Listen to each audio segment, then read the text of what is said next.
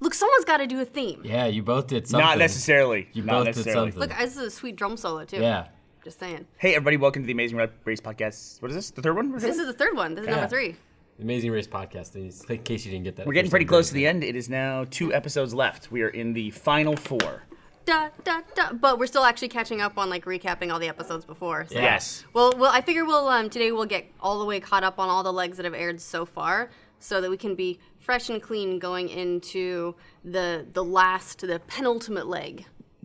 The last elimination leg before the final 3. Yeah. So it's like the last leg before everyone goes back to America. It is the last country because they go to the United States every race to finish it. So it's like it starts in the U.S. and then it finishes in the U.S. Yeah. So that's a pretty cool thing. So you're saying that this next episode will be the only time that the last foreign country. Last foreign country. Gotcha. Yeah. So. Which is awesome. It means like we went to every country. We circled the globe. At the very least. At the very least. You made such an odd face when you said we circled the globe. I just like that. As in, like someone said you couldn't. I'd never done that before. I didn't even have a hot air balloon. Before this experience, I had never done that. I had never gone all the way around the world one direction. I just had not done that. Is that literally the direction that the race has gone? Yeah, Yeah. so you'll notice Alright. the way they do it is sometimes they mix it up from season to season. Sometimes it'll be like a northern hemisphere route and it'll go either east or west. Sometimes they'll do some southern hemisphere. Sometimes they mix it up, but it's always going one direction. Okay. One direction. So I have one question. In which episode did you go over the prime meridian?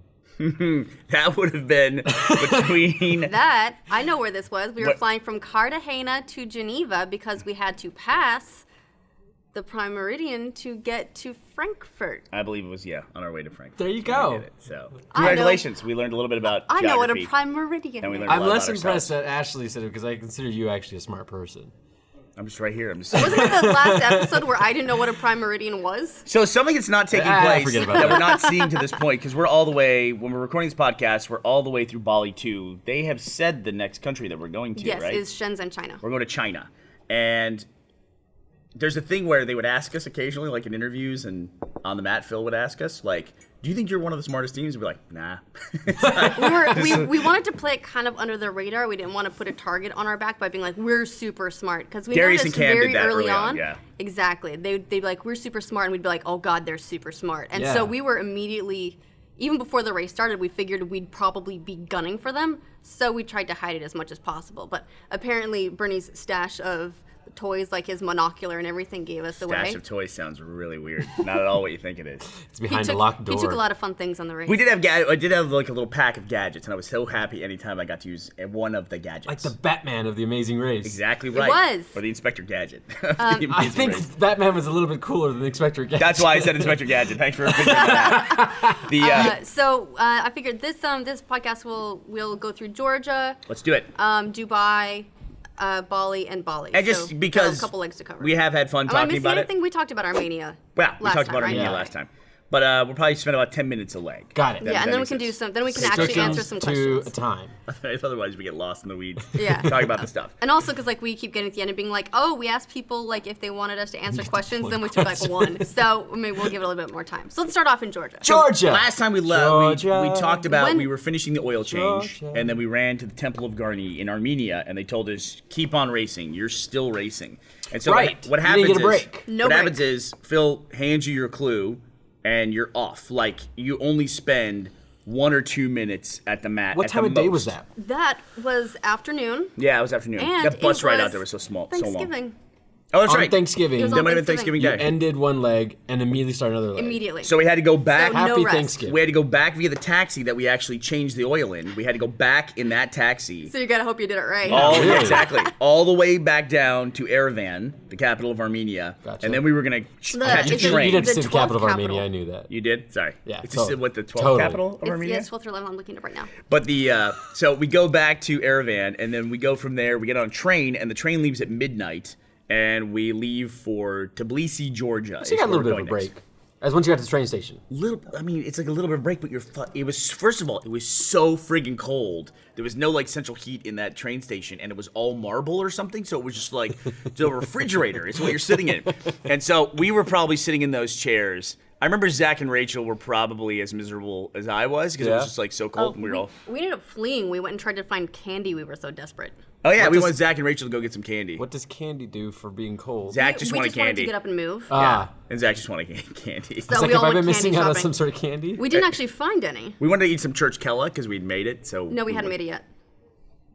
Yeah, We made churchkella in Georgia, which came after Armenia. we did. Yes. Oh, we made church kella. Yeah, you're right. I'm so sorry. We made lavash in Armenia. Sorry, it all blends together into one wonderful experience. Yeah.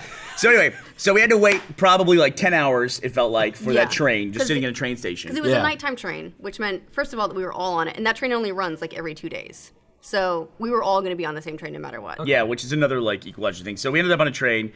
She immediately went to sleep when we got in there. Like she was out immediately. It was a hard sleep. Yeah. And when we crossed the border between Armenia and Georgia, we were kind of warned about this, but the security force, the border patrol that came on they were not polite. They weren't messing around. They weren't messing around. They're serious business, John. Yeah. Like they tossed our beds and everything. Ashley doesn't even remember this. Like I woke her up and like stood her up in the corner, and this guy came with a flashlight, tossed the bed. At one point, I remember Just you got my imagine Burnie just passport. picking up Ashley, holding her for a second while she still sleeps. They do the bed. Okay, put Ashley back down. Doing the contraband check. Yeah, I don't remember any of it. I seem to recall because we got stopped twice. there was the border, and then there was something else. And There was the two borders, pretty much. And then I seem on the to way recall, out and on the way into Georgia. Yeah, like they each controlled a border station. So I think one of them, you had my passport, and one of them like looked at me, and I was like, and then they were like, "You're fine." Yeah. Just kind of patting Ashley to wake up a little bit so you can see her eyes. Well, I mean, I figure Blondie's like, not a security threat, we don't think. well, I figure if just shake her a little bit and see if she's got anything on her. it's like if I had anything planned, I probably wouldn't be sleepy. That's a good strategy, though. Oh, I'm so tired. I Just totally go to don't sleep. have. Right. You're I'm fine. so innocent and sleepy. Oh, like So a next time you're lamb. trying to sneak something through like a metal detector, just sleep right there. Yeah, you'll be fine. So Just go through the metal detector asleep. sleep, right. Sleep. Oh, this guy's sleepwalking. We gotta let him through. Oh, man. He doesn't. He's Because not. you can't wake a sleepwalker, so just gotta let him through. Exactly. He's not up to anything at all.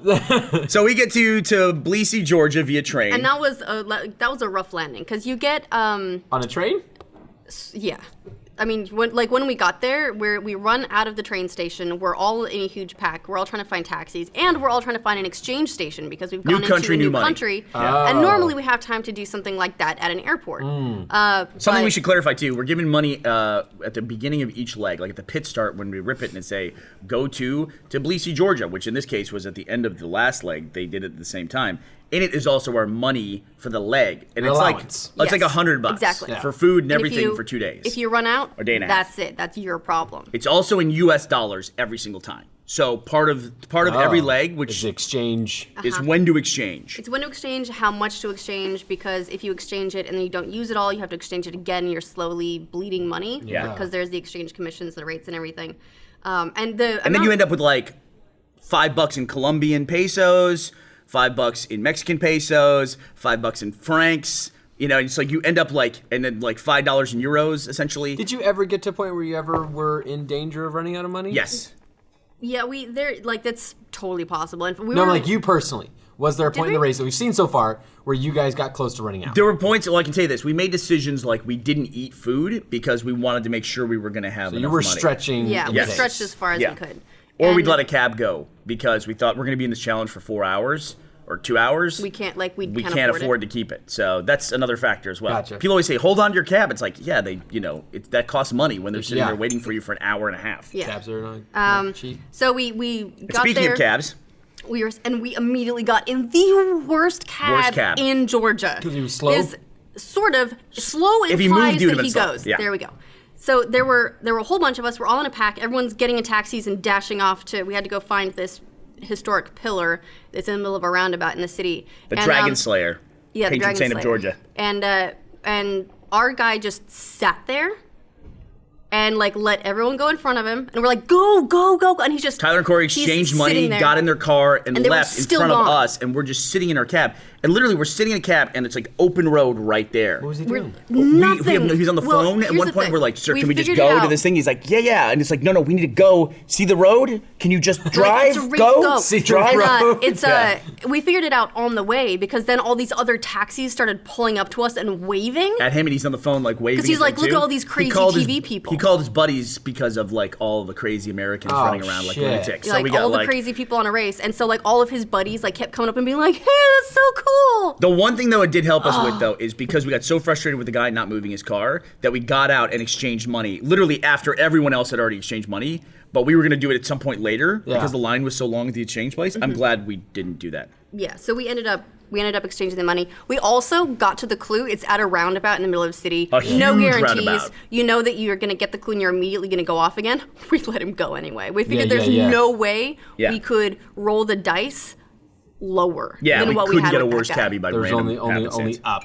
Yeah, To go. and so we had to go to, that was the fortress. Yeah, we had to go to the fortress. So we got that. We go to a fortress. Immediately start running up and down all these stairs. Like the theme of our race was stairs. Yeah. So we go to this fortress. It's at the top of a hill. This is where I believe it was Blair and Scott. Their Blair and taxi Scott. couldn't make it up the hill. It was I so think steep. Dana and Matt too. Dana and Matt Their- also their went to the dudes let bottom. them off at the bottom. And so we got the clue there, and then we had to ride a gondola down from the fortress Okay. To the next stop that we were going to, which Yeah, was but a first monastery. we had to run up all the stairs to the gondola. Yeah. So it's like you get up, you go to the top, you go, and then you get a slight rest, and you're like, okay, ready, set. But it was There's really so much interesting. There's running. little things that happen along the way on the race that you don't necessarily see, but if you're a racer, you catalog them in your head. Like when we were behind everybody because that stupid cab Yeah. at the money exchange. When we got to the stairs, the only other teams on the stairs were Zach and Rachel were about halfway up. Because their taxi had problems. Yeah, I think so. I don't know what happened with them. But Sherry and Cole were about a third of the way up. Mm-hmm. And we passed Sherry and Cole, like running up the stairs, and went right past them on the stairs. And then we were very close to passing Zach and Rachel by the time we got to the top. In fact, I tried to like hop over a fence, and I wasn't allowed to do that. So that kind of slowed us down, but I think we could have passed Zach and Rachel. And so you keep that in your head all the time of like, we know we can pass this team, we know we can pass If this you're team. behind them, that If kind we're of thing. behind, we can run it, we can outrun them if necessary. In fact, it was really interesting when we passed Sherry and Cole, like counted to 10, and all of a sudden Cole came racing he goes, by us. "Woof." Like, I mean, Sherry didn't, but Cole Yeah, did. I would imagine of the two of them, that was the reason why you could pass Sherry and he Cole. he went blazing past us, and Yeah. she called him back. Like, we have to stay together. Because She you had have to call to, him yeah, it back. doesn't count unless both you're there. But you Yeah, can tell we had Cole the was same like, his thing- like competitive nature Yeah. just kicked in. We had the so. same thing in Chamonix. When we got to Chamonix, there's that train ride, and then we're all together. And my had one goal, and that was beat Rachel to the mat. Yeah. Because Zach was going to outrun me, but if I could outrun Rachel, Yeah. then we would still get to the mat first. That's right, because you had both teams there. Both members had to be there to qualify. So we rode the gondola down. When we got to the bottom, we caught another taxi. It was funny because we had to go to a monastery, and there was like this church-looking building, like 2 blocks away. You could see it, and We almost went to it. we were like, let's just walk over to it. like, It's right that there. looks like a monastery. No, it was like 40 miles away. Okay. And then we got A lot another of- lot of cab. traveling so far. Yeah. It was Dude, this crazy. was You got off a the lot of train, driving taxi, gondola, taxi. And the travel to the monastery was just to go to a clue box, a route marker. It wasn't to do Yep. anything. That's where we got our detour information Yep. to choose either. What is it? It was thread or no, No. that was That was Armenia. Armenia. Hold on, it was clean out. It was clean out the vats or make candy. make the church String killer. or clean. There we go, string or clean. That's that what it was. sounds right. So string was we had to make this traditional Georgian candy called Right. churchkella, which was we had to thread hazelnuts on a needle. We had to do 20 and then dip it. And we had to do five strings of 20 each. 5 strings of Strings 20. of 20. And you had to dip it in the syrup. So you had to make the strings first, then make the syrup. You had to brew it up yourself and then dip it in there. And it was limited to 4 stations. Right. Yeah. And that was an instance They were where both all the limited. stations got filled. Yeah. They were Yeah. both limited because there were only at the winery where you had to clean out an underground vat of wine. That was also, I believe, 4 vats. So Was it? I believe so. They were both limited, yeah. And but it ended up that most people ended up going to the candy one. And the crazy thing about it was that our cab, the first one we picked up was so lousy. Everybody else apparently picked up an off-duty professional race car driver because these guys were like flying down the mountain from the monastery. Like when we were coming up to the monastery, and then we see someone going, whoa. and they were like, we could see the other racers in the car like this. And it was especially Kurt and Brody. Kurt was like, that guy was a lunatic. And our driver going up there. So this is a driver we had for a while. Like we got him when we got at the bottom of the gondola and got our clue to go to the monastery. There was just a taxi rank, and so we got this guy. He spoke 1 or 2 words of English, but he was really, really sweet. And he was like, he knew where he needed to go. And so we were going along. And then if he had any questions, he'd get on the phone with his daughter who spoke English, and he'd be like, baby. We talked to baby. He would put us on the phone with baby. But while we were going out to that monastery, he had to stop for gas. And we were like, oh, this is like, you're sitting there in the gas station. Apparently like, everybody had to stop for gas. Yeah. Okay. They did show a couple people, but they didn't show everybody that had to stop for gas. But most people had to stop. Okay. Most people had to stop because they don't, the Georgian taxi drivers are not keeping a ton of gas in their car. Not enough to go for like a half-hour drive out to the country, and then God only knows what with these crazy people in the car. At 150 kilometers an hour or whatever the hell they were driving. But okay, so then we chose Candy, and we got there, which they didn't show much of it, but it was in this village that was itself like a maze. It was all these tight together houses with these like roads that turned off at like straight right angles and then little alleys and stuff like that. It looked we like were a like video left. game level. Yeah. It did. It definitely did. You could have had a bird's eye perspective. It looked like a Counter-Strike level or something like that. Yeah, that's exactly what it looked like. And so we eventually found the right place. Brody and got there Kurt just in time. were already there. Yeah. Zach and Rachel were already there. They got there just ahead of us. And Tyler and Corey and were you guys were already the 4th there. station, the last one that could take it. And so we got there, and we got one of the very last stations. I think maybe we did get the last one, right? Yeah, we got the last one, and then, which was very lucky for us, because right after that, the dancers rolled up. Yeah. And then Blair and Scott rolled up. And so there was a demonstration of how to make the syrup that you would coat the hazelnuts with. I immediately started threading the hazelnuts. I told Ashley, you go watch the demonstration. I will not watch the demonstration, which is something that we carried through to other challenges as well. Split the work. Yeah, split the work. And so I'm doing the hazelnuts. And I actually didn't have a tough time threading the hazelnuts. It was tough, but everybody else's hands like cramped up or got cold. Who was that? It was like Brody was having like a major hard time. Yeah, he was. The only time I ever jabbed my finger was they kept screaming because they were jabbing their fingers. And I said, do you keep jabbing your fingers? They're like, yes, every time. And I'm like, I haven't jabbed them once. Jab my finger immediately after saying that. And so this was another example too, though, where because we came in 4th and they'd already started the demonstration. Yeah. And so we actually lucked out because the teams that got there first were just learning how to make this syrup. Yeah.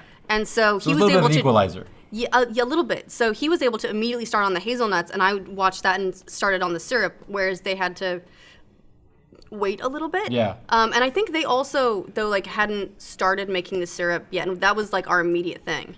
And it almost backfired on us later. Could have backfired. Came very close. We might have had to. Like if we'd burned the syrup and it got too thick to use, and we didn't have the strings ready in time, then we would have had to redo the the timing whole for thing. the cooking and the. There was a window in which you could use the syrup, and that was it. Like if you didn't have time to start dipping your first string of hazelnuts, dip your second, third, fourth, fifth. If you messed one up, you didn't have time to string another thing of hazelnuts in order to dip it. You would have had to made the syrup all and over. that took about 20 minutes. And I it think, turns 15, out, 20 minutes. I don't know how much they showed of it, but I think that's the reason Tyler and Corey ended up switching detours. It is. That is. So they made their strings, they did all that, they dipped it and everything, and they said, no, you need to do more. They were going to have to redo all their syrup, which Yeah. was going to be at least another 15 minutes. I'd say 15 minutes to do it. Yeah. And I think Brody and Kurt had to redo their syrup as well, but they stuck it out. Yeah.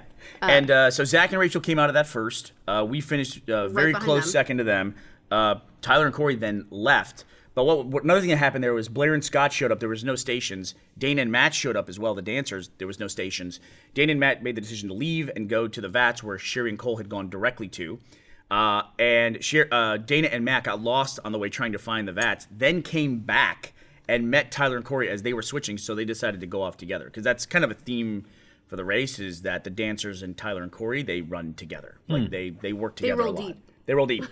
And so Blair and it was interesting because Blair and Scott They waited. they waited, and Scott's for a station. Yes. Scott's a surgeon. He's a surgery, so he's an obstetrician. So I was like, "Do you want to help me thread my needles? That'll clear up the station a lot faster." And they didn't allow that, even though that was something that people used in the Armenian roadblock with the oil changes. It Was wasn't a little allowed help. here. Yeah. Yeah, which is okay. They might have got wise to all of our cooperative strategies. Yeah, just nip stuff in the bud. You know what I Yeah. mean? So it's otherwise you just end up with like group projects or whatever. But Zach and Rachel killed their challenge. We did ours. We got all 5 of ours approved. We were out of there. Blair and Scott had taken over Zach and Rachel's station.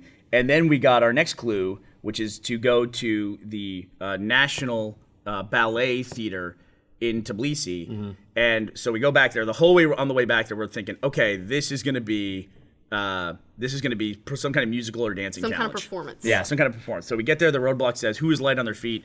That's Ashley. Yo. So she does the dance. She has Burnie. to perform this like ridiculous dance. You know, like I looked at it and it, like the first time you see it, it looks really, really complicated, but it turns out it's just the same thing like 4 times in a row and then another thing 4 times in a row. Yeah, once you got the rhythm and got the pattern down. Yeah, there was only one thing. Dana's legs they're like, she has one leg up. There's only one thing that was kind of that glitched me out, and you just saw it there where you have to like stop, hold, and then do a quick switch and do it again. That's the only thing that kept messing me up, or I would have got it like first try. Taking your beat. Yeah. Well, then it kind of went early. Yeah. That right. You did that right. But yeah, I got there. So we went in. I decided I'm going to do it. Picked out a lady to teach me who was so nice, by the way. I went up there. Zach was already up there. And then Brody and Kurt came in not too long after us. And I was really worried about Kurt because we'd been hearing from Brody how he was like a professional salsa dancer. Yeah. And I was like, oh, we're so screwed. I'm so like, and he did. When he got up there, he did amazing. He was watching the dance before even getting instructions and was dancing it basically. Yeah. So like I was so focused on like doing it, and they'd both gone out a time or two because there was a practice room and then there was the theater, and I assumed they'd tried and failed and come back in, and so I was like practicing, being like, oh god, if they haven't got it right yet. So I probably practiced longer than necessary because I thought they were failing. So Ash came in, she did it once, and she went ahead of the music, and then then she stepped off the stage, and then I saw Zach come in the room, and she goes, I can do it again. I said, well, get back up there, go. Go. I'm like, yeah, just as soon as you take the stage, you kind of claim it. So she got back up there. Second try, she absolutely nailed it. I mean, it wasn't First person to get it right. First person to get it right. Honestly, it was her first attempt. The first time was just like a timing of the beginning. We don't really count that because like I didn't know when to go, so I just went when the music started. It was awesome. It was like probably my best memory from the race is like standing there watching her dance on stage. It was with so the cool. National Ballet Company. It was just like I was so proud of her. It was so cool. Look at that. Also, now, by the way, putting Dance with the Armenian National Ballet on my resume. Oh, for Georgian. national television.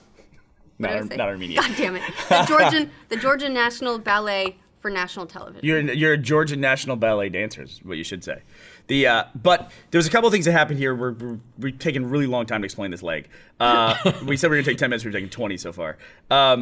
So Scott and Corey had the toughest time with this challenge. Everybody else cleared it. We got out of there in first. We'll get to that in a second. Scott and Corey couldn't get the dance Scott and down. Corey could not get the dance down. And it was really tough. And a lot of people felt that Blair should do it, but Blair had hurt her knee earlier, so she wasn't able to do the dance, and they selected Corey to do it, and they struggled and struggled. Like, they didn't show this, but instructors gave up on Corey. Two of them. Wait, what do you mean by Quit on him. gave up? They were like, quit on him. She literally once said, he cannot be taught, and walked away. And Corey was like, the way Corey described, this is when we fell in love with Corey, was on this leg, because it was so hard on him, we all recognized it was like, kind of humiliating, brutal. And it was just tough. It was really hard, and it was like, he struggled with it, but he stuck with it and got it done, and it's like, and his attitude about it was so great. Like he talked about then when he went to pick his second instructors out of a row of like 4 or 5, he goes, I'll pick you. And then he said, the guy looked at me like, oh great, thanks.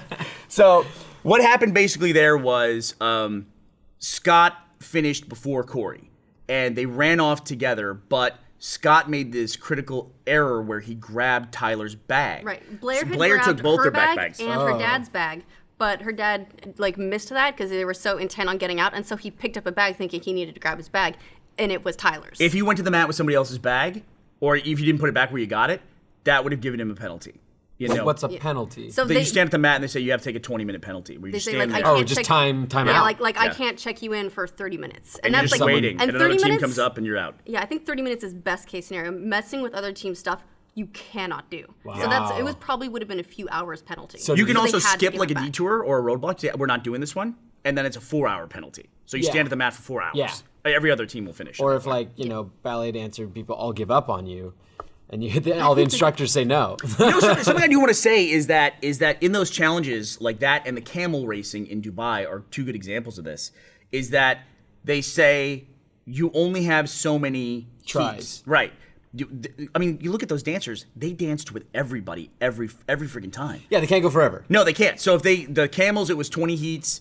The dancers, I think it was, I don't know what the specific number was, but when they were done, the challenge was over. They're like, if it's like the dancers get too tired, they will take breaks. All the more reason to get in there first. All the more reason to get there first. Get some fresh dancers. So we got out of the roadblock in first, thanks to Ashley. We were like 15, 20 minutes ahead. We jumped in the cab. Yeah. And we had let our cab go because we didn't know how long we were going to be at a Right, dancing and you were probably challenge. there for a while. And we were in the middle of a city. Yeah. Yeah. The reason why we made the decision to let go of the cab was we got out of the cab. We looked around. We saw 5 other cabs in our eyesight. Yeah. So we're like, this is not going to be a problem. And so we found a cab. We said, we need to go to Reiki Park. You go to the Peace Bridge. Okay, great. And I had written on my hand, Peace Bridge. Like, I had the symbol for peace and then a bridge over water. We've And it's gotten Peace real Bridge. into Pictionary. We got a great Depictionary. And there's actually a behind the scenes on the YouTube channel called Our Graphical Adventure in Georgia. And that's like, you can see my, like, I would draw these little Pictionary things telling people where we wanted to go. But he took us to the wrong park. We got there first. He took us to Vake Park instead of Reiki Park. And a lot of people were very furious with that cab driver. After that, in his defense, when we left Vake Park, found a cab and said, we need to go to Reiki Park, that cab driver goes, you're here. You're already at that park. And we're like, no. Reiki Park. So it's a common thing that park might have been mistaken as Reiki Park. Which gave us hope that other people were going to run into that problem as well. happen. Nobody else ran into that problem. Nobody and it had that literally problem. was just enough time where Zach and Rachel finished the challenge. They made it to the mat first, and we came in by like Second. 30 seconds later. Yeah, But just and that started a trend of us being second place on the mat with first place. it's a trend of that. But then also, if you look at the race as a whole, now going into China, this field is so competitive. I've watched The Amazing Race for tons of seasons. I've never seen anything like the experience where we had, where there was only one leg of the entire race where we were standing on the mat by ourselves.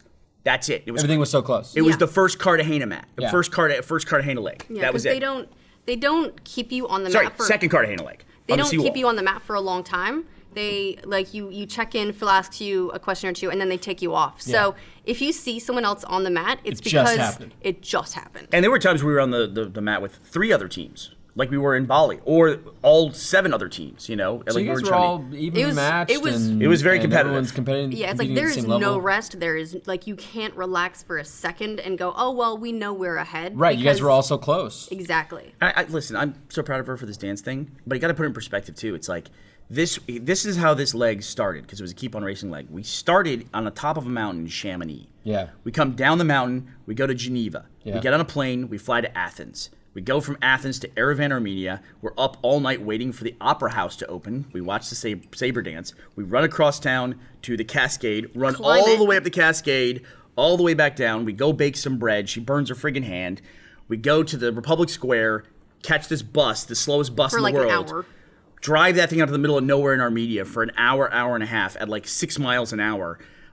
Do the oil change, get our thing. You're still racing. We come back to Yerevan via taxi cab. We then take a train all night, get in Georgia, run around like we said to the monastery, to the fortress, go make candy, go back downtown, go to the opera house, do that, and then go, and we're at the mat. That's how long that was. A brutally long leg. 48 hours? It was so long. Yeah. No idea how long it was. I can't No, even do the math on it. No, I can't. Because when we started in Chamonix, it was an overnight 'cause- flight to Athens. It was about 48 hours, I would say. It was That's insane. It was Yeah. a lot. Without stopping. Yeah, but then we did great. We finished second. Second. That's our second. Yeah. We're not happy to miss first, but at the same time, Not last. not last, still in it. And second is great. Yeah. Yeah. And then we were off to Dubai. So then we go to Dubai. And Scott and Blair were eliminated in Georgia. A foot race to the mat because Scott had to return the backpack. And so then they were in a taxi race, and then Yeah. they were in a foot race. And that was the end of Bloaty. And everybody was really sad. The big romance on the show. Sad. So sad. So there we go. We go to Dubai.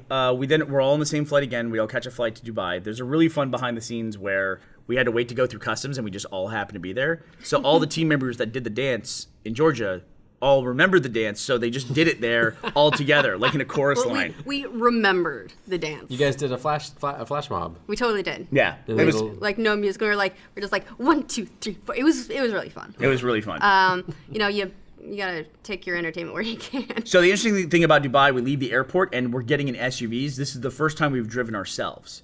And Which so, we've That's been right. really looking forward to because Yes. we feel like we're a good team with driving and navigation, all that sort of stuff. And we figured this, unlike getting taken to the wrong park by a cab or having one pull over and let everyone go by you Right, in right, Mexico right. City. You're in control. We were in control. We were 100% in control of our fate for this leg. And that felt great. And you guys had to drive to.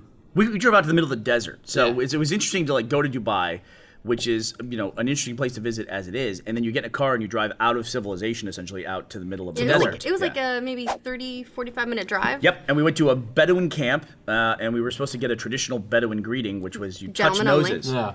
Oh yes. Also, this is true. We should point this out. This is a Muslim country, and so we had to have this orientation about interaction, especially with women to men. Yeah. That includes us, the male contestants, talking to women as well. And it was how we were supposed to dress. Yeah, it and was like everything. it's like the men don't talk to women. Women don't talk to men. They'll ignore you and they'll talk to the guy anyway. I don't know. I feel for any female team that would have had to go through that stuff. I don't know what they would have done. Dual females. The ladies were not super happy about Yeah. all that stuff. Yeah. So we go to the camp. I'm allowed to go in the tent. We do the Bedouin greeting, which is this. Yeah. And then when you touch noses, the guy also I'm like, okay, what am I doing? And it's like touch noses, and then I pull away and I hear him make this noise like that. And I'm like, oh, I was okay. Then I go to the next guy and I thought we were supposed to kiss. So the second guy kissed him. And he's like, no. It's like, he was not happy about that. He gave me a look and I was like, I don't know what I'm doing here. I'm just gonna go to the next guy. So we just made kissy noises at every dude after that. And then we were fine. So we got our gnome, which was cool. We got our And- Travelocity gnome. And Burnie may be married. Nah, I'm good. What happens in the Bedouin camp stays in the Bedouin camp. That's the way I look at it. So yeah, we picked up a gnome, and that was where we made our detour choice. We could either go race camels or go lead a stream of camels through the desert. Yeah. We decided race camels sounds risky, but Clearly faster. if you can knock it out, it's faster. Yeah. Also, it's like It's the name of the game. It's like We're okay. like, first of all, camels. How slow are they? Second of all, I knew how- they were fast. But what I thought was we were going to be racing like Way to throw Ashley under the bus. I thought we were going to be racing like 50, 75 yards, Yeah. like a Like a straight sprint. sprint. Yeah. And what was was the 2 distance? kilometers. 2 kilometers, Fucking- which comes out to what in like a term that I can understand. Mile and a half, about? a half maybe. Oh wow! Yeah. Holy shit! A dead sprint, and the we got there. The camels, they have automated jockeys. They just are like it's similar like to a the company, robot, just yeah. like swirls around. And then 1.25 they also miles. and then they also had there were these trucks with people like going along the sides, like Right, urging so we them saw along. that in the background, yeah. And I was like, no. So yeah, everyone was just doing everything they could to get these camels to go as fast and keep going. Yeah, So this is really important. So we went into this detour with the strategy of let's give this a shot. If it doesn't work, let's bail out. Yeah. Because we were with Tyler and Corey at that point and Zach and Rachel. Then we were pulling into the Camel racing track. And it's hard to explain, but it's imagine you're a freeway where there's only an exit like once every 6 kilometers, basically.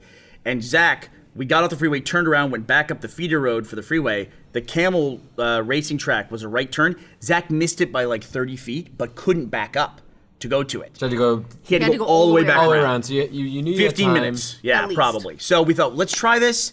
If it doesn't work, we'll leave. There was also a thing in the clue saying if you don't beat him in the first heat, they'll give you a head start for the second Right. heat. Now, there was a lot of strategy that happened here because Tyler and Corey showed up at the same time, and I was going to Ashley going, hey, hang back, because I wanted Tyler and Corey to race first. And to see- tire the 'Cause we- camels well, out, or see what the speed the thing is was. that they had fresh camels every time. Ah. It was different camels, but we figured that they'd put like the antsy, impressive camels up first, just to to demonstrate be how showy. fast they are. Yeah. I was trying to think like, Any possibility of an edge. yeah, or we could also watch Tyler and Corey do it and say, okay, we know how hard this is going to be. Do we want to sandbag the first leg so we're fresh for the second leg where we have a head start? So Tyler and Corey go. They don't beat him. And They you guys- made us race with Tyler and Oh, Corey, so that's all right. 4 of us raced That's at the same right. time. And then there was a little thing here that they didn't show, which, they kind of threw me under the bus later in Dubai. But there was a thing here where I was explaining the pedal shifters to Ashley of how to shift gears Yeah. and everything. He's And like, it's right here, and I was looking at it, There we and go. I don't know a lot about bikes. Like, I've got a Corey bike. just go off the road. yeah, we Yeah. were just getting started there. Yeah, I've got a bike that has like 3 gears on it, but it's one of those little ones that you just like shift it up the top. I Yeah. have no idea what pedal shifters are. I've never ridden a street racing So bike. she turned to Corey and said, so how do we do the shifters again? And Corey goes, these bikes don't have shifters. So Because they don't have you, gears. Did you do She the- did I her did whole the thing in first entire gear. race in the highest Oh, gear, girl. which is why like I got to the end, and you know how when you exert yourself, it takes You your kept body. up with them too. No, I didn't. Wait, with the rest of the people, you weren't that far behind everybody. I was She fell very behind far towards the behind. end. Okay, like at the end. the beginning, I was like, go, go, go, go. But you know how it takes your body a minute to catch up with how Hard you're much working. you've just Yeah, overextended yourself? adrenaline's got to go down. Your body's got to take account of what's going on. So, like, the beginning, I was like, this is great. I can do this. Push, push, push, push, push. And then I got halfway, and the camels are way ahead, and I'm like, oh, God, I think this is not going to work out this race. And I got to the end, and I was like, how does breath? She was out. I was... Yeah. It, Also, she there couldn't was, walk. She physically couldn't stand up Yeah. and walk. I'd blown my legs out. I couldn't breathe. So we immediately switched. Just not an So option. I which beat one of the sucks, camels. because I didn't beat the second camel. If I'd been able to do it again, you had a 500-meter head start. We only would have had to do like 3/4 of the thing. Yeah. And with proper gearing, You could have done it.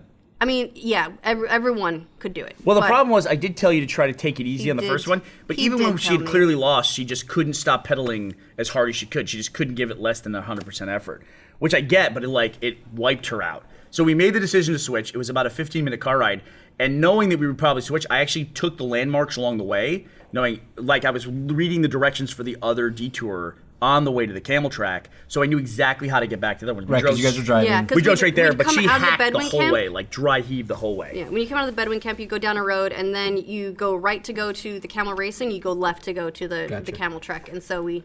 So Tyler and Corey stayed. They did a second one. At this point, Sherry and Cole, we think, are lost. We saw him make a wrong turn at one point. And we never saw them again. Never saw him again. That was their entire episode, was them in the car. Yeah, like it was lost. like we got from the airport, we got in our cars, we got on a freeway, we were in like a string kind of, and then we took our exit and we saw one car go this way. That's the last we saw of them. Yeah. And so Go to Brody Luke and Camels. Kurt crushed it. I mean, in They're a the only photo ones who did finish, it first try. they beat the camels on the first heat. They looked like death when Yes. they got off their bikes. They supposedly they were like laying there for 5 or 10 minutes, just like the trying to noises recover. they were making just hurt me. Yeah, and then she was making those noises when I'm driving to another detour. She's like in the back going, "Rack." I almost got so mad because Brittany's like, just rest, take a break, and I was like, get me in the goddamn car. I can like lay and die Yeah. in the car. Just get me in it. And he's like, no, rest. And I'm like, no. There's a great BTS video on the YouTube channel for Amazing Race, which is called "I Need an Arm." And it's the whole thing of like after Ashley gets off the bike and me getting her in the car. And then I think it's like 5 minutes of the camera just watching her dry heave in the back of the car. Like they did like a super cut of her like hacking away. Yeah. So Every now and again, like the camera guy would look over and be like, yeah, and there was like I'd look at him and I'd be like, and I was asking if she needed a medic. but one of the medics came over when I was getting in the car and they're like, are you okay? And I was like, yeah, I'm fine. Get me in. Yeah, I didn't want them stopping me. Yeah, yeah. I was like, I know that all I need to do is like come down from it and I will be just fine. Just need to get I through it. don't need a medic slowing us down. So we had a weird thing or a unique thing that happened on the race, and I'm not sure how it always worked out this way. But when we went to the camel walk, the trek through the desert, which was the other detour, we did what's called a switch, which you can do, and it's very dangerous to do that because you eat up a lot of time. You lose so much time. We ran into, for instance, like so we get to the other detour. Matt and Dana are coming out. They just finished it. They're walking away as we're They're walking done. in. So and that we, sucks. And we were like, they told us like pointing this direction. It was literally, I think, on the race. I think it was one of the only times we ran into Matt and Dana. Yeah, we barely saw them. Yeah, we barely. It's like one of the teams we just never. When they were in first, we were at the back of the pack. When we went to the front of the pack, they were like kind of like in the middle of the pack. So it's like we just never much ran into each other except this one instance. So then we did this thing where we rode these Land Rovers out And to. that was really cool. It's like these old school vintage, like they're topless. And so you're going down these super steep dunes, just like, whee! It was fun, and we had a blast. So we walked these camels through the desert. That was a long walk. It was a long walk. I'd Yeah. say it was a mile. Yeah, I feel like maybe it was a mile for a walk. Yeah, that makes sense. So it was a long walk. My shoes just absolutely filled with sand. I had these special shoes that you could wash and then they would quick dry. So that basically meant they had a ton of holes in them. And every time I took a step in the sand, They were just filling up with it would sand. like, and my shoes were like swelling like balloons because the sand would get in it but couldn't get out. And there's literally a shot of me in the episode where I'm pouring it out. It looks like a It looks cartoon. like a swimming pool is coming out. Yeah, I'm just like sitting here holding it, like sand just keeps pouring out of my shoe. So we did that. We went to a camp where they gave us a ceremony to greet us for bringing the camels. They gave us kissed dates. some more people. I didn't kiss anybody. They gave us hot okay. You kissed coffee. a few. They gave us camel milk, which was also very hot. And then they gave us some bread they had cooked like Hot camel milk. after walking the Hot camel, desert. hot coffee. After- I was all about it at that point. Really? I was all about anything. Yeah. At that point. And then we rode the Land Rovers back. While we were riding Land Rovers back, we saw Zach and Rachel walking through the desert with the camels, so we know that they had switched as well. They So went we and had- tried the So you knew you weren't in last. That Yeah. feels a little Yes. good. Yeah. And we hadn't seen Cherry and Cole yet. We didn't know where they were. So and you, then you get your hot camel milk, and then you go. And then our clue was we had to go to Atlantis, the Palm, which is like Palm Jumeirah. Palm Jumeirah, which is that it's like a man-made island in Dubai that's shaped like a palm tree, and then they have this insane water park called Atlantis out there, which is where one of the most infamous moments of the race in the past has taken place, where a girl refused to go down a water slide and got them eliminated. Does the race, not being someone who's watched a lot of Amazing Race, do they return to places very often? Sometimes. Occasionally. Season 27, the they one tend right to before call them ours. switchbacks. They did so it. they'll have like a callback or a reference. They'll go to like a same place, or they'll do like a same task every now and again, just like call back to previous seasons. Season 27 was like a lot of they went to a lot of previous locations. That was almost like a pseudo theme for last season. Okay. Usually the even numbered seasons tend to be themed, like this is the social media season, but occasionally they'll like just do some switchbacks or something like that. Yeah. So you guys get to this resort. It's a water And park. we made up a ton of time because we were great at navigating. Yes. There were no signs saying the Palm Atlantis is this way, and so we had been looking at our little map that we drew with points of interest and said, I think we've gone too far. We immediately like looped around, came back up, saw a sign, and went, I think that's it. Went off to it. We got there. We pretty much drove directly to everywhere in this leg. Whereas was people were like great. trying to find their way or stopping and ask directions, we were just like, we just had the directions. We basically drove in a beeline over the course of like 45 miles from where the camels were to the Atlantis resort. That was like 45 minutes in the car. So to give you an idea how much time we made up through navigation, I think we got there ahead of Dana and Matt, who did. left before us. So we passed them in navigation coming out of the detour after they had finished the thing before we even started it. So that was the difference in the travel on this one. This was a real strength for us, was the travel. So we get there. It was Tyler and Corey beat the Camels in racing on their second heat. They showed up. Dana and Matt were there as well because they had finished the trek through the desert, and then me and Ash. I got to the clue box first. And then Brody and them were there first. we never saw them though. We didn't see them. Right. They used their Express pass. before Which we everybody didn't got know there. at the time. Which they had earned in Armenia for finishing first. So they had an express pass, which allows you to skip one challenge. When they could use it, the leg in Georgia, they could use it in Dubai, or they could have used it the first leg in Bali, and after that, it would have expired. So there was a puzzle that we had to do. First of all, we had to change into these outfits, these gold shorts. After getting the Beautiful gold bikinis. Fantastic. after we got the Highlight of the cultural orientation about like being respectful and everything, then they throw us in these like tiny little swimsuits. They basically took whatever our sizes were and then just like round those down by like 2 or something. So we had to go into a shark tank first with a diving bell. That was awesome. I got to do that. And then we had to pick up this puzzle, which was the cylinder of water, and you get this thing It's underwater. like one of those toys that you used to play with, where you push the Like it button. was like a gravity. yeah. They didn't really show this on the show, so we had to take this then cylinder, put it in a basket, and then climb up the ladder, and the basket would come up, and we'd pull it out. I didn't realize how heavy this thing was until we got out of the water. In the water, it's super light. Right. But then out of the water, it felt Full like of water. It felt like it was like 15 pounds. Yeah. Which is, it's not hard to lift 15 pounds, but when you're having to shake it so that these letters move in, you were trying to put the letters RACE and spell race on the ticket in these little depressions. Yeah. You had to shake it like this. After 5 minutes of shaking a 15-pound weight like this back and forth, your arms start to really So scream that was at the you. difficulty. I think so. Especially for Dana spent some time on that one. Yeah. But the hardest part about it was figuring out whether or not the letters go in the back or the front of the puzzle. And I think based on what I saw from the show, Brody, who was there before us, never figured out to put it in the front of the puzzle. He was still trying to go in the back, and he just couldn't figure out how to get the letters to stay. Maybe that's why Bloody never worked out. Yeah, that's. Yeah. Let's get a pause on that for a moment. Yeah, that happened. All right. So, but I gotta say, it was an easy mistake to make because we all made it. Because it's like you would look at this thing and it's one of those like illusions in 3D where you're looking through water. It's like, is that going in or is that coming out? And it was just these little indentations that were clear. So in trial and error, you had to figure it out. Yeah, but So- you did it so fast. So we figured it out. I finished it first. Brody burned the express pass at Right. that point. He used the express pass to get past the challenge and move on to the water slide. Not the same water Not slide. the same water slide. This one was worse, I think, because Way worse. we had to find it, which took a little while, and then run up all these stairs to get to it. And then you get in a tube, it closes, and then they drop the floor. So cool. Like you're standing on a thing, like over rushing water, and the floor goes away. There it goes. And then There you're you just go. woofing down. And then they have a bunch of like spouts of water coming at you, like That one halfway right there. through, so it feels like you're drowning. That feels like, you're drowning in the middle of the slide. I mean, but on the one hand, I have to say, I think this might be easier. Like, it's a way bigger, scarier slide than what, say, Micah refused to do. Mm-hmm. But it's almost easier because you just get in the tube, the floor goes away. It you don't starts do without anything. you. Yeah.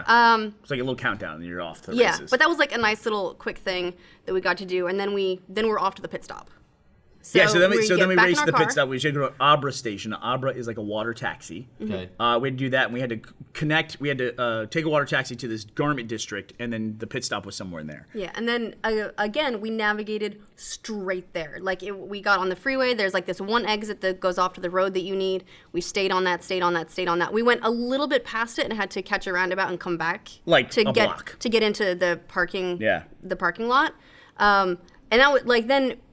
Our downfall was that we read our clue too carefully. It said you have to park your car legally. While you were driving in Dubai, you must park your car legally at all times. So we pulled into a parking space and there were marked spaces in the yes. parking lot For you guys. for us to park in. They were empty and they were marked and like we got there and a dude like pulls the tape off and we're like, oh great. So we got out and we started. We hadn't exchanged money because we'd been driving ourselves the whole way. So we were trying to like trade money with someone. And then Brody and Kurt come because we figured we needed to pay for our parking. If you don't pay your meter, it's not legal. Right. We interpreted legal as we need to pay for our parking for this vehicle. You didn't need to. No. It turns out we didn't need to. So in the 2 or 3 minutes that we're doing that, we think, by the way, that we're in second. That Brody and Kurt have hit second. That Brody and Kurt have hit the mat. We're trying to stay ahead of Tyler and Corey, who we saw at the slide, and so we're trying to get to the mat in second.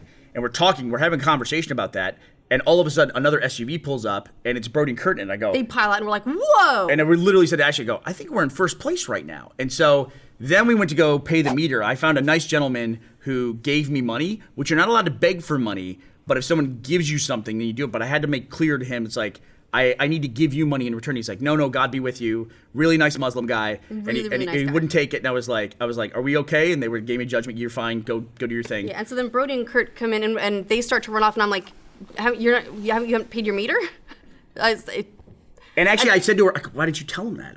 I was like... Because they were like, wait, what? And then they ran over to the meter and boxed us out. They boxed us out. Oh, man. Like, if this is the parking meter, they're big dudes. So they were, like, sitting there reading it, and they're like this. And I'm like, guys, I just got to pay my parking. And they're like, there's nothing, I can't get around them. It was a brick wall. And I'm sure it wasn't intentional. You get that No, sort that of was like... intentional. And no, I know they're athletes. They're really nice, though. They're nice guys. I think they're athletes. I think that's just a natural thing to them. You know what I mean? They don't even think about it. They're like more so like focused, but they were just like, there was no way I was getting around them. But there was another parking meter about half a block down. So I ran down to that one, paid, put the thing in the dash. They were done at that point. We were in a foot race with Brody and Kurt. We got in the boats. They beat us in the foot race to the mat. So that's how that went down. It was a foot race that turned into a boat race that turned back into a foot race. So this is our third win in a row, or third second in a row, standing on the mat with the team that we missed by seconds. Yeah, it's crazy. It was really crazy.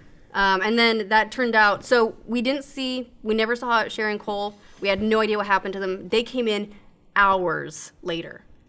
Like 2 to 3 hours. Tyler and Corey came in after us. The dancers came in after them. And then Zach and Rachel. And Zach and Rachel. Do we know what? I don't remember what order they were. Zach and Rachel was definitely before Dana and Matt. Because Dana and Matt, Dana got in a thing where we had heard rumors of this.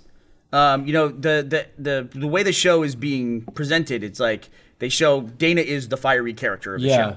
And so we didn't really know because we didn't spend a lot of time racing with them, and all these arguments they had seemed to be when it was just the two of them. Them on their own. So we had no idea. We see them in the airports when we're not in a huge rush at that point. When we Everyone's all all have tickets chilled and we're out. waiting, and it's like everything's fine. It's like we see them in the other 23 and a half hours of their life when everything's normal and they're not like racing for $1 million and things aren't stressful, And so we'd heard some rumors that they had gotten an argument in Dubai, but then on the race, apparently they had a huge falling out, and like she at one point threatened to quit the race and everything else. So they ended up on the mat. They were second to last. Sherry and Cole were bringing up the rear. They were last to the mat by hours. It was dark. And it turns out non-elimination. Non-elimination leg.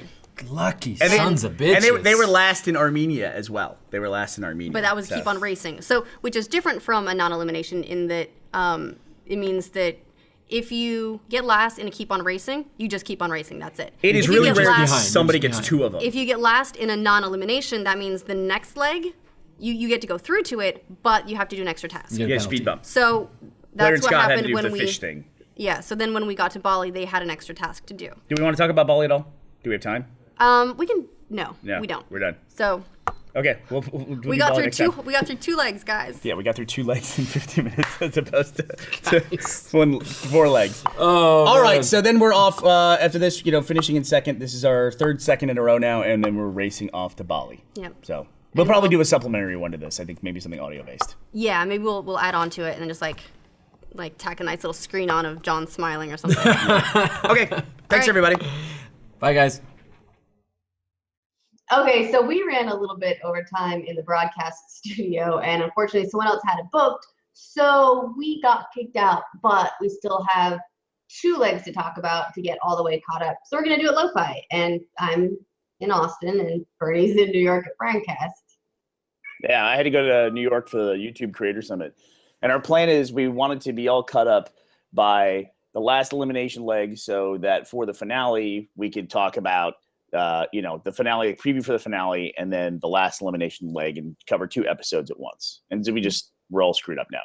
We're all screwed up. Everything's wrong, but that's okay. We're going to roll with it. We're in different parts of the world recording on laptops, but that's just the way it works. Okay, so last time we were appearing on this program, we had landed on the mat in Dubai in 2nd place. We had gotten in yet another foot race with Brody and Kurt, and we lost our 3rd foot race with Brody and Kurt. So so the very first foot race we lost to Brand Kurt was the first leg. That was in Mexico City. Mm-hmm. The second one was in Chamonix. That was the Geneva leg where we all had to foot race from the train. And the 3rd one, Dubai. Was in Dubai. That was every time that we were with them running for the mat, had a chance to beat them, and couldn't because they're super fast. And as we pointed out on the last podcast, or earlier in this podcast, I guess. It's the same video. I think people be tolerant of us, please. Yeah. Time travel's hard. So we learned that we told everyone that we had analyzed and realized that we had been on the mat with another team in every single leg except for one of the Cartagena legs where we finished on the seawall. Yeah, that was the second. Which is not the case in leg. Dubai for the entire pack because there were literally hours separating the teams because Sherry and Cole hit the mat, got the non-elimination. I think 4 hours after we were there. Is that right, Ash? I don't know if it was 4, but it was dark when they checked in. Yeah. And So it was late afternoon when we were there. So we start the next leg, and we get our clue, and we find out that we are going to Denpasar in Indonesia, in Bali. So excited. I always want to go to Bali. I It was was- that you never made it until now. Well, we had been on the top of a mountain, and we'd been in a desert, and we'd been in Eastern Europe. So to know that we were going somewhere tropical was really, really cool. We were all really excited to go. I earned my beach. You earned it. We all earned it. We deserved that beach. So we went through the airport, and once again, we found out that we were all going to be on the same flight to Bali. We had the opportunity to book our flights. It's just that there was only one solid flight to Bali. I think there was one other flight we could have taken that would have connected through Singapore, but it would have got us in maybe 10 minutes earlier. And with the connection, I'm not going to risk it. It just wasn't worth the risk with that connection. And we were going to be landing at very late at night too. So at this point in the race, we were thinking, okay, we're probably going to get to what they call an hours of operation board, like we did in Mexico City and in Geneva. We all kind of felt that way, and it just felt like too big of a risk to get on the connection. And no teams took that option. But what ended up happening is it ended up closing all the gaps from the Dubai leg, and Sherry and Cole were on the same plane as everybody else. So we got on the plane, fly to Denpasar. We landed in Denpasar, and then where did we go from there, Ash? So from there, we went to Tanah, which is a temple on the west. I don't know if coast is the right word for it, but it's definitely on the west side. And West side? And it's a very well-known, iconic location in Bali. So it's gorgeous. It was so beautiful. We got there. There was indeed an hours of operation board that separated us into 3 groups of 2, and we were going to be starting 15 minutes apart from each other. Burnie and I ended up in the second group. The first group was Sherry and Cole, and who else? Brody and Kurt. Yeah, Brody and Kurt. And so we were going to start 15 minutes behind them the next morning. And so we ended up sleeping not in the Tanah temple. I know, man. Can you hear that, Mike? I can, yeah. Come here, cat. Yeah, she wants food. That's our other cat, Nutmeg. There's Nutmeg, who we had to leave with John Reisinger for a month while we went and did the Amazing Race. John stayed at the house. In fact, if you saw John Twitch streaming during that month, he was literally sitting in the chair where Ashley is sitting when he was doing his Twitch streaming. So we ended up in the second group. We were with Tyler and Corey, and then Zach and Rachel and the dancers, Dana and Matt, were in the third group, all starting 10 minutes apart. And so we slept outside that night. We slept right near Tanalot. There was like an outdoor pavilion. And Yeah, it was like we slept underneath that. It was basically just a roof. That's all it was. Yeah, it's actually a super common building type that I saw when I went to Samoa once, where it's a roof. It's a bunch of columns to hold the roof up, and that's it. There's no walls really, because that just sort of gets in the way of any breeze you can get. Yeah, at all. Yeah. So we slept in that. It was fun watching Cole try to set up his mosquito net. I think, was it Cole or was it Brody that had the most trouble? I don't know, but Cole had trouble dealing with it. Like I'd wake up in the night. It was like fighting him. It was trying to eat fighting. It didn't look like he had built the mosquito net and put it on himself. It looked like someone had was capturing him or hunting Cole and threw a net over the top of him. It was really funny. And the ocean was probably about 20 yards away, and it was like we could hear the waves and everything. It was just really nice. It was hot and it was very, very humid the entire time we were in Bali, but it was really very, very nice. And then the next morning we wake up and we had no idea, because we arrived in the middle of the night, we had no idea how picturesque this thing was. It was God, so beautiful. You can see amazing every photo. It's one of the few places in the world I've ever been where when you see the travel photos of it, that's what it looks like in real life. It's just a gorgeous temple by the sea. And so we then started the morning route marker based on the order of finish for the hours of operation. We were waiting patiently while Sherry Cole and Burnie Kurt ran off. And they were running around a bunch with this giant fruit thing on their heads, and we just sort of watched them because we were not far back, waiting for our turn to start. As we could see them running back and forth with this thing on their head, and just going, "What are they doing? Like, this is complex." And so we were. So when we came in, this actually turned out to be an interesting time when being in the second group made us faster than the first group. Because Which is actually a pretty common theme getting into a lot of tasks, because you can learn from the people that have come before and get a leg up. Unless I think that was the problem going all the way back to Geneva with the flags. When we showed up, there was already a team working, and they were telling everyone there was no key. And so Corey was running around trying to find a key where all the flags were. So you just kind of sometimes when you show up at a task, you kind of clue into what people are already doing. Most of the time that works in your favor. Sometimes though, if somebody's doing something that's wrong, it can kind of throw you off track for a little bit. Yeah, I mean, it's so easy to think that other people know something that you don't know. That's one of the scary things about the race, is you're always worried, what do the other teams know that I don't? What's going to put me behind? And so sometimes they don't. No, yeah, it's like like Zach and Rachel in the Roadblock where they were coming up here in this lake in Bali. It actually is very critical for them, and we'll get to that in a second, though.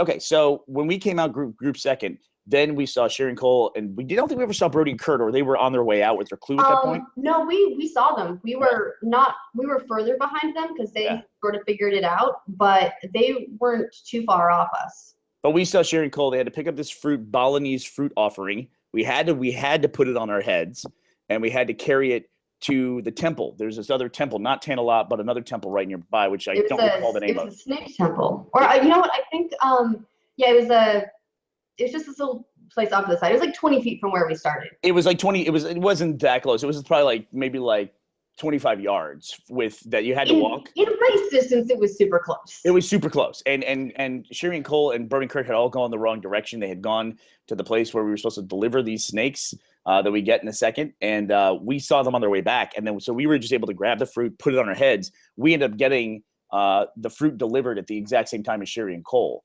And then when we did that, they gave us gigantic snakes to put on ourselves. So I knew my dad was going to have trouble watching this because he's been afraid of snakes since I was little. So I was like the snake queen. Anytime a snake would somehow get in the house, or God forbid on the back patio. Why you get snakes in your house? What's going on in your house? I never had a snake in my house one time. I don't know, cats.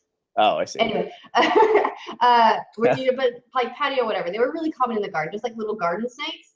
Uh-huh. And my dad was always terrified, so I was the snake whisperer, and I was like, go find them and have to reassure them that the shrieking man was not going to do anything to them, and then take them away somewhere else. So I'm used to snakes. I like them. They don't count as pets because, I mean, they're hard to pet. Yeah, but you can't I like pet a them. pet. Speaking of which, so we get these snakes. This is one of those moments where you can see, like, you try to jockey for even the slightest advantage in the race. Like, we all showed up basically at the same time. I ended up actually, one of my pieces of fruit on my thing fell off, and I had to like bend down, grab it, reassemble it, and then put it back on my head very delicately. But we ended up like, I think like second or third in the crew at the snake place.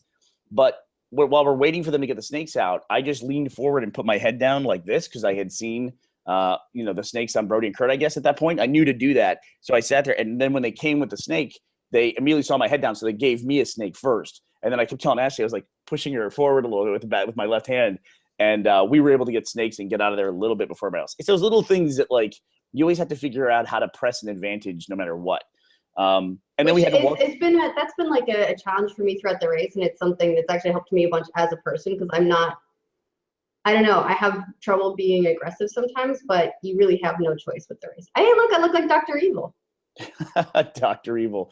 I don't think Nutmeg qualifies as that cat. She seems pretty happy in your lap, though. Kind of happy. She's usually not a cat that likes to be held. Joe is much more the hold me cat. So then we had the snakes. We carried them down. Everyone was really scared of their snakes. Ashley was having a great time with hers. I was scared of my snake. Loved her snake too. What was about the ladies, huh? Yeah, they're used to dealing with snakes. Nonetheless, Tyler and Corey were very scared of their snakes. And it was really funny because Corey's actually ended up like fully wrapping around his neck instead of just like being draped over like a U. It went full O around his neck. And he was behind us as we were walking down along the rocks to the beach. And at one point, it actually constricted on him. And I heard him say, he was trying to talk, right? Yeah, he said, he goes, he was behind me, and all I heard was, I think it's trying to wrap around my. So they had a little bit of trouble. I was worried about my snake because I was worried that I was going to hurt the snake. That was what I was most concerned about. Because the last thing you want to do is hurt an animal that's just like, part of this like little event that has no clue what's going on. It's in a basket. All of a sudden it's around somebody's neck. It's these crazy people like yelling and screaming. And then 100 yards later, you hand it off to some guy. But when the guy took it off my neck, he was just like zip and like grabbed it like right off my neck. They're very powerful, but at the same time, they feel kind of fragile. So I get the feeling they'd also been fed recently. They were cool. I'm sure they were fed recently. One of them pooped on Zach, I think, right? You know what happened? Snake poop is really gross. So Zach and Rachel and Dana and Matt came in after us. But by that point, we were able to kind of draft off of the first teams, and we did the challenge so quickly, or the route marker, I should say, that by the time we finished, Zach and Rachel and the dancers hadn't started yet. So they came in like not knowing what to do at all. So the second place team got an advantage, but the third place team didn't get that same advantage, or the third lot, I should say. Yeah, we got out of there before them. Close enough to the first group that we got to the taxis. They were going to take us to the Bat Temple, which was our next clue. We got there, we were like a minute behind Brody and Kurt arriving at the taxis. Yeah, we saw them. They had already been talking to all the taxi drivers saying, does anyone know this place? So every taxi driver knew where everyone was going. Which is also a common theme in the race. I want to say, too, that we had to navigate back to where the cabs were. We had to go through the Balinese market. We got a little bit of grief from our fans watching because we had headlamps on. Those are the most useful thing on the Amazing Race, are those little headlamps. So I don't care what nerds we look like. If you can see in the dark, do it. Because we arrived in the middle of night at 10 a lot, we were able to run through this market without like tripping over anything or nearly killing ourselves. That's like, if you go on the Amazing Race, get a headlamp. That's your first purchase for sure. And a swimsuit. Second, take a coat. And also I would just recommend from our experience, just pack a gold swimsuit. That's the appropriate size for you in case that ever comes up. That might happen for you. So then we ended up in cabs. We drove a very long way to the first challenge, which was, and it was a race the whole time. Like, our taxi drivers all were having a great time because it's an hour long. We went, the Bat Temple is on the like east shore. So we went all the way from the west across. It was an hour, maybe 90 minutes. It was a long time. And the whole time we were all switching places. It was you and me, it was Tyler and Corey, Sherry and Cole. and Brody and Kurt, and we were Brody. all zip, zip, zip, zip, zip. And now because Sherry and Cole finished in last place but got a non-elimination and were able to save their race and continue on, that meant they had to do a speed bump in this leg. So there was an extra task that they had to do. We went to the Bat Temple. We actually looked around for a while there, and the clue was very inspecific in here. It said it was about half a mile beyond. I don't think it was even that far. I think it was 200 meters past the Bat Temple. Yeah, or it was a word that it was beyond or past, but that just meant further down the road. We were like looking past the Bat Temple. We went to the Bat Temple. We were looking beyond it, trying to find out where it was. We were getting ready to like head into rainforest territory. We were, and then there were people like, "You can't. This is a temple. You can't go this direction." We're like, "Oh, sorry." Then we ended up running down the road. It felt like about a quarter of a mile. We found this salt farm, and unfortunately, that's where Sherry and Cole found out what their speed bump was. They had to go back to the Bat Temple to serve some breakfast. They had to prepare and sell 10 breakfasts to local people. I think it was bakso. It's like a local soup. Yeah. And then so Brody, Kurt, Tyler, Corey, and us, we got the roadblock, and it was who's worth their salt, correct? Yeah. Yeah. And so Ashley and I, we just had a feeling salt. We could see there was little troughs there, and we thought, okay, this seems like it might be a physical thing. So we decided I should do it. Kurt's team decided he should do it, and then Tyler was representing Green Team in the challenge. So we go down, we find out we have this what do they call it? Like a yoke to carry 2 buckets, which were bucket's a generous word for it. They did not show this too in the thing, but they were not connected. Like, I mean, they were on there, but they were resting. So there were times at which you would lose one of your buckets, and then it would flop over, and you'd have to go get more water. But we were going to learn how to harvest salt, which is a huge product for some Balinese farmers. So what you do is you take this yoke with the buckets, you walk about, it was only about probably 30 yards, but it was down slope, down to the water. You would dip down in, you would get full buckets of water, which are enormously heavy, and then you'd walk back up that slope, and then you would have to wet like this. You'd have to take the buckets and wet this plot of sand that you had. And it was to saturate the sand with seawater, which would then take that top layer of sand, they move it over to another process, and then they use that to harvest the salt that you're capturing from the sea. But it took about 20 trips up and down from the water. Once again, trying to press an advantage here. There was a demonstration where the farmer was showing you how to do the thing, and then you would go and start. But I just took a look at the guy, saw what he was doing, and said, okay, it's way better for me to get a plot of land clearly that's closer to the water. So while everyone else was watching the demo, I took my hat, I ran over to the plot that was right next to the shoreline, and I put my hat down in it to claim it. And so that turned out to be a good thing. I didn't miss anything in the demo, really. Was able to go up and down quickly, finish the challenge. I think Kurt was right after me, and Tyler was kind of bringing up the rear on that. And meanwhile, Sherry and Cole were over at the Bat Temple, and they did pretty well in that, didn't they, Ash? Yeah, I'd say it took them maybe like 15, 20 minutes. They rocked through that speed bump. They were super fast, because I remember they were, I think you were on the second part of the roadblock, the salt scraping part. When Cole came through, they decided Cole would do the roadblock. One of the best choices they've made the entire race, I think. Mm-hmm. Like the second we saw, we're like, this thing has Cole written all over. This is brute force, and he's got it. That kid is like all shoulders. I mean, he's a huge guy, and we all were doing it. We were all like, man, as soon as Cole shows up to this, if they choose Cole, he is gonna freaking crush it. Yeah, and he did. He made up like a couple of spots just doing that roadblock, right? And before Cole showed up, though, they did have to do this task. They did knock it out really quickly, but Matt and Dana showed up. They chose Matt. Zach and Rachel showed up. They were the only team who made what everyone felt was an unfortunate selection, which you do, admittedly, you do it blind. So they couldn't see the shore from where we were. All you could see from the clue box were the little troughs, which was the second stage of the challenge. So they chose Rachel, and everybody was immediately like, oh my gosh, that's going to be hard on Rachel. Because this. And I think the reason they made that roadblock choice is because they were trying as much as possible to alternate, so they didn't get uneven. Like at this point, because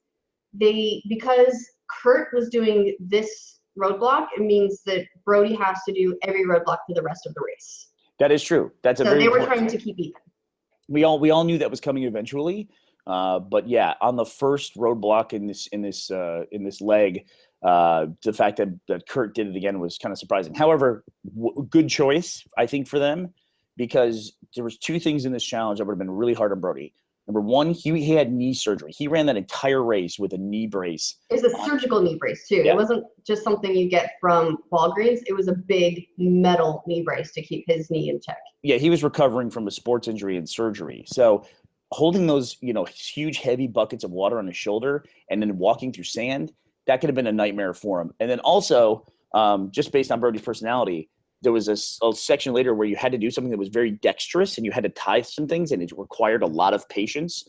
And for that team, I think Kurt is their patience competitor. I mean, he has the ability to be very patient. And even Kurt, we'll get to it in a second, but Kurt struggled with it as well. So we finished first. Kurt and I are then scraping the salt. What they do is they take the concentrated salt water, they put it in this long trough, and then you take it's literally half a coconut shell, and you're just scraping, and you're scraping all the evaporated water, which is now salt crust, and you're scraping it to make salt. And you try to collect enough salt in these two troughs. Then once you finish that, you went over to a station where you had to take these bags that were about this big, and you had to fill them with salt, and then you had to tie them. But they weren't going to tell you how to tie them. They just showed you one that was tied. So you had to figure out how far to fill up the salt bag, and then roll this little bag down and then tie it off. And it was like I said, this is the part that was like super dexterous, and you had to really pay attention to it. But I had taken a knot tying class before, well, not a class. I had like practiced knot tying with a manual before we went on the Amazing Race. So I was like super stoked that I finally got to tie some kind of knots. I think the last time we tied knots was in the Torito Challenge, right? And that was just like might have been. Well, I mean, unless you count twisting wires when we build the pop-up on the beach in Cartagena. Let's count it. We did it. All right, we did it. We tied so many knots. We tied the knots. Yeah. So you made up two spots in that roadblock, because we were third to the hours of operation board, but we were first out of that roadblock. Yeah, and so because it was a 3-stage roadblock, it was the salting the plot of land, wetting that down. And I should point out too, the longer that went on, and as the day got further along, it got hotter. And hey, Nutmeg, and the ground, as you would wet it, I actually had to re-wet certain parts of it because it dried out again. So there was this thing, if you weren't doing it fast enough, you could have been in a nightmare situation where your thing was drying out faster than you were wetting down the sand. It's entirely possible that would have happened to Rachel, because I know she was struggling with the physical load. Speaking of struggling, what was that? She wanted out of there. I know, she decided, hold me, don't hold me. So the first stage was those plots. Second stage was the troughs, and the third was the bag station. Finished first in the plots of land. Kurt actually passed me, finished first in the troughs, because he's just super quick. But in the third stage, to get out of there and get the clue, I got my bags done first. We got our clue, and then we found out we were on our way to a different beach. Yeah. Now, and Kurt almost got out of that one first. I think he had all of his bags done first, but then didn't one of them break? Yeah, he dropped and one broke, which is it's very dramatic in the episode. I don't know how much that really added. I mean, it was really filling up another bag with salt and then tying it off, but it was just enough time for Tyler and Corey to get out of there ahead of them. It's a very, very, very, very rare Kurt mistake in this episode. Well, there was someone, one of the Amazing Race podcasts made a bit of a joke about the most recent episode where, and we'll cover it more in depth later, but we made up like 4 or 5 minutes on Tyler and Corey. And I remember you say we made up a lot of time, and the podcast people were like, that's what counts as a lot of time on this race. And it absolutely is the case. We were finishing on top of each other almost every leg. Yeah, it was crazy. It was a really, really close, very competitive race. I wonder if new viewers to The Amazing Race will go back and watch previous seasons. I hope they do. I wonder if they'll be like, where are the other teams? It's like they're finishing hours in front of each other. Why aren't they all at the same tasks at the same time? I just read about, and I don't know which season it was. It was one of the very early seasons. Might have been the first one, where 3 teams went to the finals, but only 2 teams finished the race because the other team was 4,000 miles away. What? Yeah, when they finished the race. That's something I was just reading about that. I want to go back and see what that is. Yeah, but I'm only back to like the teams. I started and then started watching backwards. Traditionally, the race is much more spread out than it was this season. This season, we were just all bunched up. And I think actually that might be the case going forward, at least for a few seasons, because it made it super competitive. Foot races for first or foot races for last place made every episode like super exciting. Made it feel like more of a race. But so we get to this other beach, which once again was what, another 40-minute car ride, would you say? Yeah. And it was, so we'd gone all the way west to all the way east, and then we went, I think it was south. Do you remember what the name of the beach was? I don't. But we were going to a kite club, and then we went to there, and this was a rare kind of a leg in the race where it was a double roadblock leg. There was no detour in the first Bali leg. So we get there, and it said, who's feeling lighter than air, or is it? Who wants to go fly a kite? Yeah. Yeah. And so we chose Ashley for that because actually we didn't have a choice. This was a real twist for us. Like, remember, you can see in the episode too, we're like, all right, Detour, let's knock this out. And got there, and it's like, it was another roadblock, which it threw us for a little bit of a loop. But we, like, our roadblocks were pretty balanced, so it was actually okay, because it was okay to have me do it. But it put some of the other teams in tricky positions. For example, because Tyler had done the salt roadblock, Corey had to do the kite roadblock, and that meant no more Corey doing roadblocks. Right, they had to use up their last roadblock for Corey on a mandatory one. Mm-hmm. But we chose Ashley to do it. She ran out. She selected a kite station. What was your criteria for selecting your kite station? Okay, so I should have been smart like you and just got the one that was very, very closest to the example. Instead, I got one that was one over. It was the yellow team, because yellow team is the best team. And it was like the example was really cool. It's this huge, beautiful, elaborate kite. I don't even want to call it a kite. It was like a small aircraft minus the motor, because it's so big and it's so heavy. Like, it took a couple people to carry it. I don't know how those things get off the ground. Someone sent me a diagram of like airflow, and I was just like, I don't care. I don't get how it got off the ground. Yeah. But so I had to build it with. The clue said that you're going to help the team build the kite. That's not the case. You're building the kite, and then you kind of look over at them, and sometimes they'll go, or and you just keep going, and it's a guessing game. So it's if you've ever put together IKEA furniture without any sort of guide, you're on the right track of what that feels like. They don't really show it too. There's another thing that we learned to do, which is when you have to work with a group or when you have to work with a guide of any kind, except for maybe a couple legs, you're in non-English speaking countries, and everybody's level of speaking English is variable, but our level of speaking their language is not variable. It just doesn't exist. I mean, maybe we get lucky that we speak French or Spanish, but after those legs, like Armenian, Balinese, I don't even know what language is spoken in Bali, but it's Indonesian. It's a specific language. There we go. Thanks, Sash. And so what we would do is, and I don't know if you'll see this in some of the episodes, I have to go back and watch, but we would run up and we'd be all excited and we would ask a question. We would go, hey, who wants to help us build a kite, or something like that. And the teams that are like, we do, like, we would try to identify like who were the best English speakers or who was like pumped. And then it got me a great pilot in Chamonix. It worked great in Chamonix. We asked who wants to go fast, and this guy was like, yeah. So he got Ashley to the ground in the paragliding challenge super fast. So anyway, Ashley got to work. Corey shows up almost right after that. Brody, it was like maybe like 2 or 3 minutes, maybe. Mm-hmm. Brody was a pretty close third. And he set up on the the kites were all on the beach. The example was here. Corey ended up here. I ended up here. Brody ended up here. And then at that point, you can't pay attention to anything that's not your immediate surroundings. So everyone else sort of ended up down that way somewhere. Yeah, Dana ended up doing the challenge. Brody ended up doing the challenge, and then Sherry as well. And Zach and Rachel we hadn't seen because they were still struggling with the roadblock. But Cole and Sherry had already overcome their speed bump, and they had already made up time on other teams. They were having a very good leg at this point. Absolutely. And so we were sitting there, it was Tyler and I, and we were putting on sunscreen. I was like, holy cow, it is hot out here. So we started putting on sunscreen, and Tyler and I were just like, we were completely covered in sunscreen. Somehow he still managed to get sunburned. He really made an effort to not get sunburned, but it didn't work out for him. And then I had the idea, hey, there's this example kite, and I asked, can we just sit under the kite? It was the only shade that was out there, was the example kite, which was up on these like sawhorses.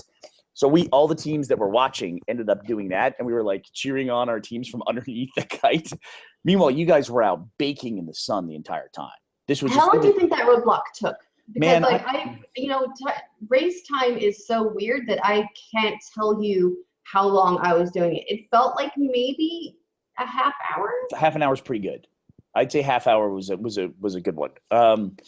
You basically just have like, that was either half an hour or that was an hour or that was like 6 hours. It's like, you just don't know. You get that racer brain and your sense of time is the first thing to go out. And then also your peripheral vision, you just get kind of tunnel vision when you're running around out there. You're just looking for a red and yellow flag anywhere in the world.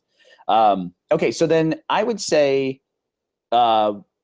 you finished your kite first. I did. So I got my kite done. I said to my team, I was like, good, and they were like, good, and I was like, all right, let's go. And they said, we have to wait for the wind.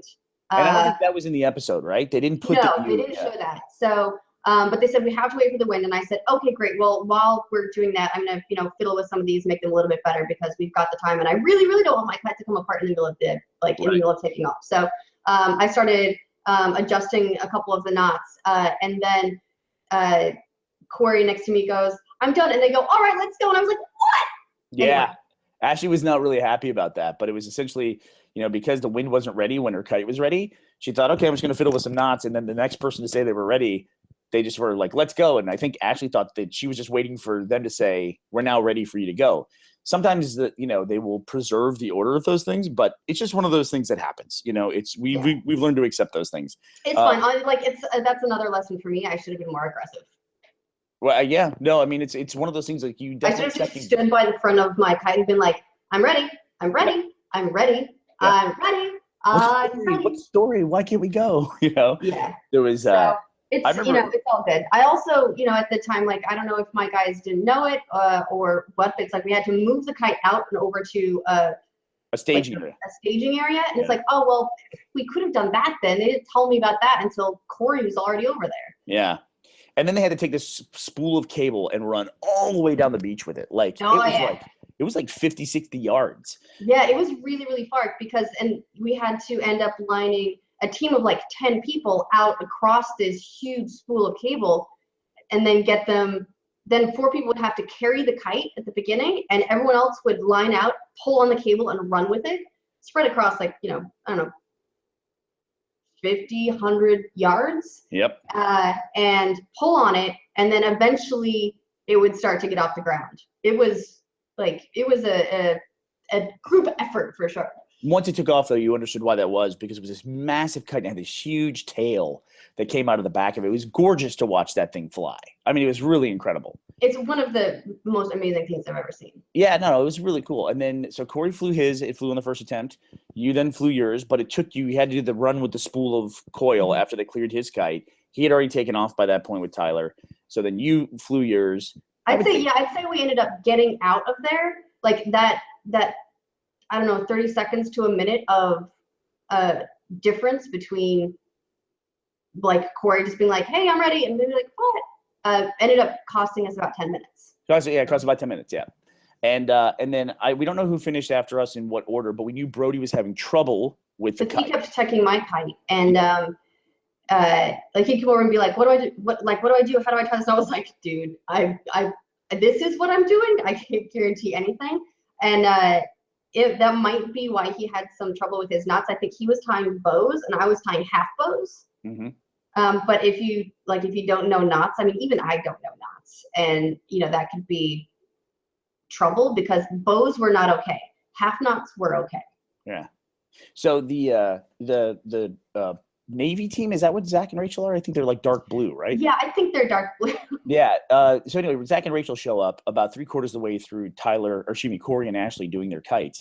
And I had a feeling Zach was going to be pretty good at this. And then Zach walked up, saw the example kite and goes, okay, great. And I was like, uh-oh, that is like, Zach is a super, super smart guy. And he's super fast. He's a very dangerous racer. So I was like, Zach is going to make up a lot of time in this. But we got out of there. And then we had to go to a different beach, find an outrigger, and then take that to a Phoenici, which we didn't know what a Phoenici was. We thought, is this an island? Is it a name of a boat? Yeah, it was a capital P. So we were like, is it a name of something? We didn't know. So we went, do you remember the name of the beach where we had to go? I think it was Semawang Beach. Yeah, Semawang Beach. Because I'm looking at this here, trying to. We had a thing on the way to this beach, which didn't make it to air, which is just one of those things you have because you're traveling in different countries. We got stopped by a toll where we had to pay some guys some of our Balinese money in order to get to the beach. Nobody else got that toll. It was just a couple dudes by the side of the road who were stopping cars and taking tolls. It's one of those things that just like when you're in a foreign country, you're just like, okay, I guess this is our entry fee into the beach. It's like, no, it's just some dudes collecting money, basically. Yeah, it was just some dudes that, I've heard stories about that before, like a dude who at a zoo set up like a toll thing, and he collected, or like a parking meter, and he collected parking meter for people from people for years. Yeah. And then one day he was just gone, and everyone went to ask the city when they were going to get a new parking meter guy, and the city was like, but no, there's no parking meter guy. This guy had just been collecting, like years. That was his job, is he collected parking for people that didn't need to pay for parking. And then there was a crazy thing that happened, which I'm actually really surprised that didn't make it in the episode, was we get to the beach, we get our bags out, and we shut the thing, and the cab's pulling away, and I go, you can actually, I think you see me as like we're shutting the trunk. I start to ask the question, are we in the right place? Is this Semawang Beach? And then we start to move away, and there's a guy there, and he goes, what are you looking for? And I said, we're looking for Semawang Beach. And he looks me dead in the eye, and he says, that's on the other side of the island. And after what we had been through, we immediately went, yeah, we were like, what? And they said, yeah, it's just another island. And I remember I put my hands on my head and I said, how does this keep happening to us? Because we're racing for first. And after Georgia, where like we had such a solid lead and lost just 3 minutes too much of that lead, like this was deja vu.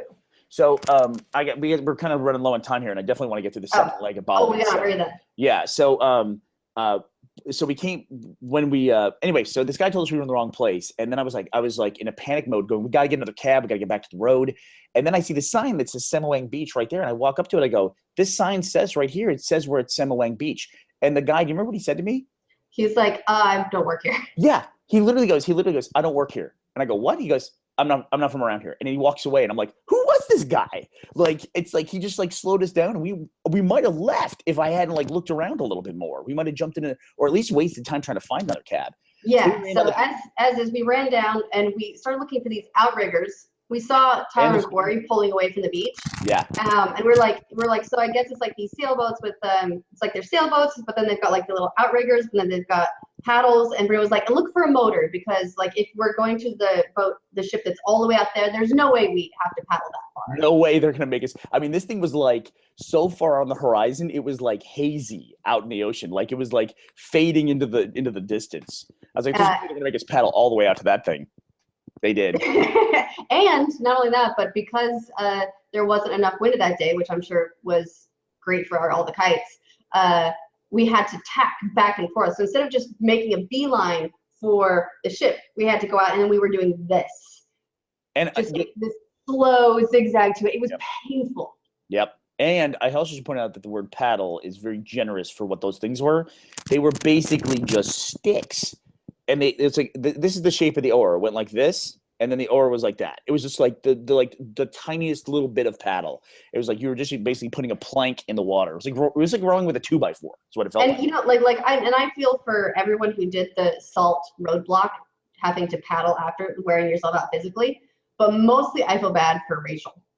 Oh yeah, I can't. She destroyed herself and then had to do the exact same paddle that all of us did. But that was a 30-minute paddle. We were paddling for 30 straight minutes to get out to that boat.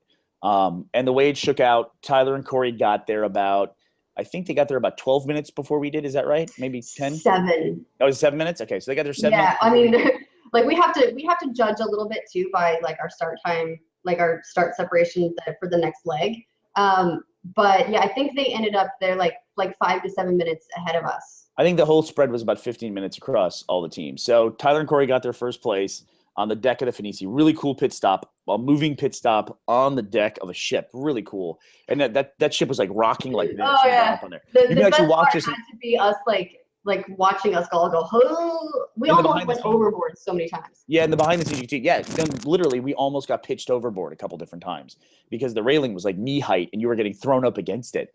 It was crazy. But we got in second. Then behind us was Sherry and Cole.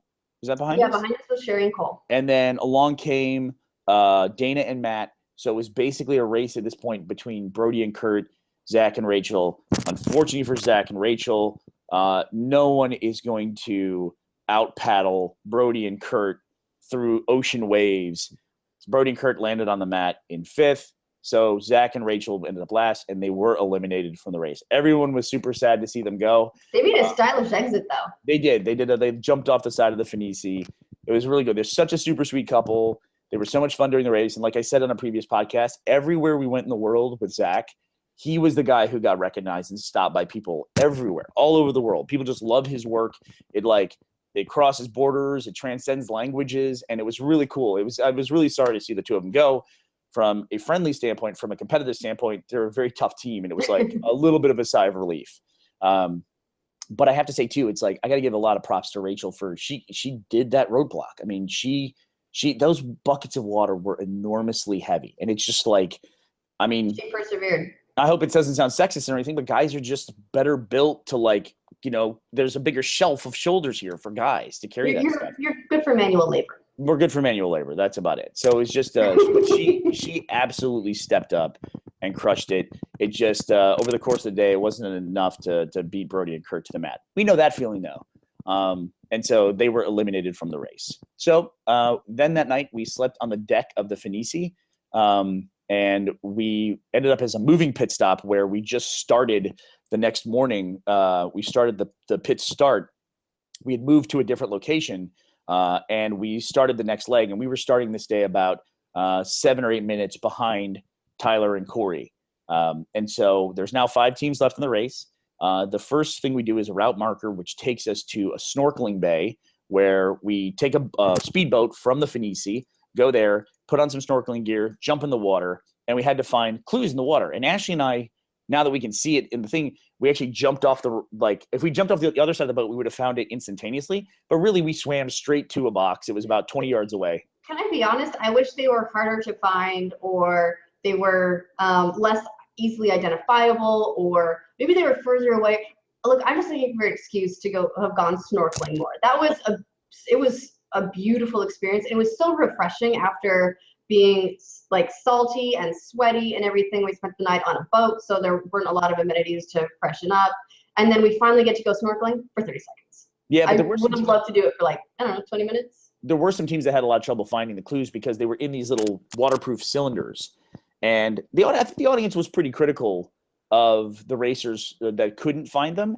But we had actually been through a water clue once already in Colombia when we had to go. You had to go out at the mud volcano and go out to the water.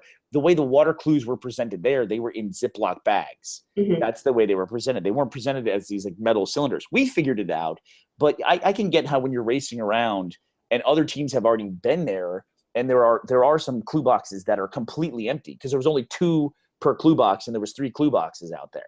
And a lot of people seem to have found the first one, which had nothing in it. So, I think that's an easy mistake to make. At least it's an understandable one from my perspective. But I know I'm getting a little bit rushed here. I do want to say spending the night on the deck of the Footrace was a memory that I will carry to the end of my life. That was such a nice night. We sat there with all the teams on the deck. It was a nice chance for us all to just sit there. We knew we were coming to the end of the race. We had all been very strongly competing with each other the whole time. It was a really nice night. There's actually a great behind-the-scenes video on the Amazing Race YouTube channel. Trigger warning. It's got Cole like chewing. Apparently, people don't like someone chewing and talking at the same time. But all I gotta say about this is, I wish somebody had recorded. They gave us a dinner that night, which was prawns and some other stuff. I wish somebody had gotten a photo or some footage of how much Cole ate at dinner. He ate by the end. He had a pile like this, just like this high of prawn tails. Like what was left over from the prawns. It looked like an environmental disaster. It looked like something had gone wrong. It was like if you saw that, you were like, "What happened here?" It's like Cole ate every shrimp in the world. Is what happened. Every prawn. So we got our clue, and the clue told us we were supposed to go to the monkey temples and get a clue from the monkey temple, which is the name of the episode, Monkey Dance. And we saw Tyler and Corey.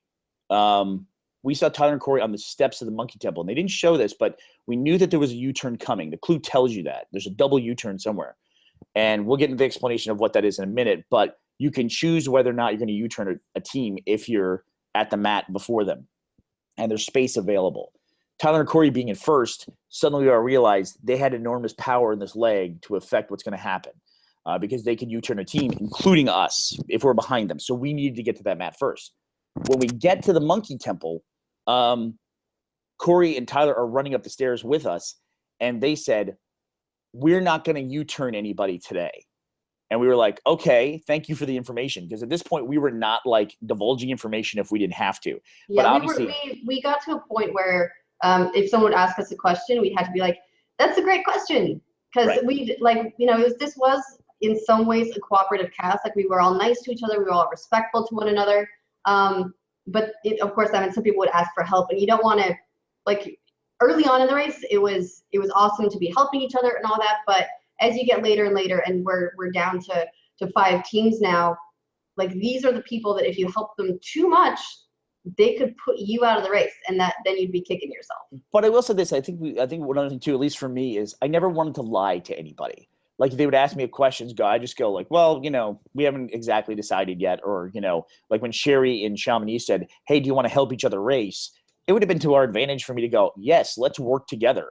And then the moment we see the mat, sprint away from them and get to the mat before them and eliminate them in Chamonix. But I was very upfront saying, hey, we're racing each other. It's like, I don't see how helping is going to do anything. That's in the episode where I tell her that. I felt rude saying it, but at least it's an honest answer. And I'm not, you know, feel like I'm trying to trick her. Yeah, I think when Tyler and Corey told us that, we were like, oh, great. And it came up again later, too. You could see their attitude shifting a little bit.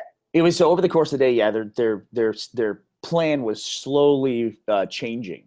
So from the monkey dance, we had this clue that was we could either do a challenge where we had to go harvest seaweed, and reading that sounded ridiculously difficult because it was more water, it was more boats, or we just We had also thought it might be further away. Oh, that's a good point because we were more inland, and that was a water thing. Then the other challenge was to carry coconuts and chickens. We're like, okay, that's it. It was haul or It was haul or harvest. haul or harvest. Thanks. And so we chose that one. We also had overheard Corey and Tyler talking. We also knew they chose that one, which becomes very important later. So we both headed towards the same detour. When we got to that detour, we found out we had to carry 4 chickens and we had to carry 50 coconuts across this like suspension bridge, essentially a pedestrian bridge. Yeah, it's this tiny little pedestrian bridge that connects Nusa Lembongan and Nusa Senningen. Senningen. It's just the 2 islands, and so we had to get across. Oh, do you see Joe the cat in the background? And so we had to carry. But meanwhile, it's like morning rush hour, and there's people crossing this bridge all the time. Not just people either. Like there's people on scooters. You really had to navigate the traffic on this bridge. So you'd go across the bridge. There was a pen with chickens in it. We had to get 4 total. We decided Ashley would get chickens. I'm the chicken whisperer. She's a chicken whisperer. So she got 2 chickens per. I initially was getting 6 coconuts per trip, but then just figured out it's much easier to get 5. Once you drop one, you spend so much time trying to recover it. Then you drop 2 more. It was really unwieldy carrying these coconuts. And there was a big question here, Ash. Why didn't we use our shirts? Because the rules said you had to carry it like you had your arms. That was it. That was Right. that was the handicap of the detour, is you don't get to use anything else. You have to use your raw brute strength to get the stuff across. Otherwise, we could just like empty a bunch of stuff out of our backpacks, stuff them full, and there you go. I don't know what you take in school or how you apply for this job, but there's 2 guys who have the coolest job in the world, and that's Matt and Pat that work on the Amazing Race crew. They're 2 of the producers, and they test all of this stuff. Like they make sure that like, you know, the detours are fair and everything. And if you actually follow Matt on Twitter, he will occasionally post photos of him having done the challenges before anybody else. Like there's this great photo of him carrying coconuts across that bridge. There's one of him racing camels. So it's like, if you can get that job, you know, Pretty big job. that seems like it'd be an amazing job to have. So they basically have run every amazing race. So that was a determination. You had to carry it with your arms, and we were doing pretty well. We were going back and forth. I dropped a couple coconuts at one point, but we made pretty good time. And while we were crossing the bridge, other teams would be crossing the other way, and so slowly everyone turned up. I think Brody and Kurt turned up third. They were third. Did they pass Sherry and Cole getting to it? Yeah, so they had already made up 2 spots. So they started the day in last place. And knowing there was a U-turn, they're a very fast team. They've won a lot of legs.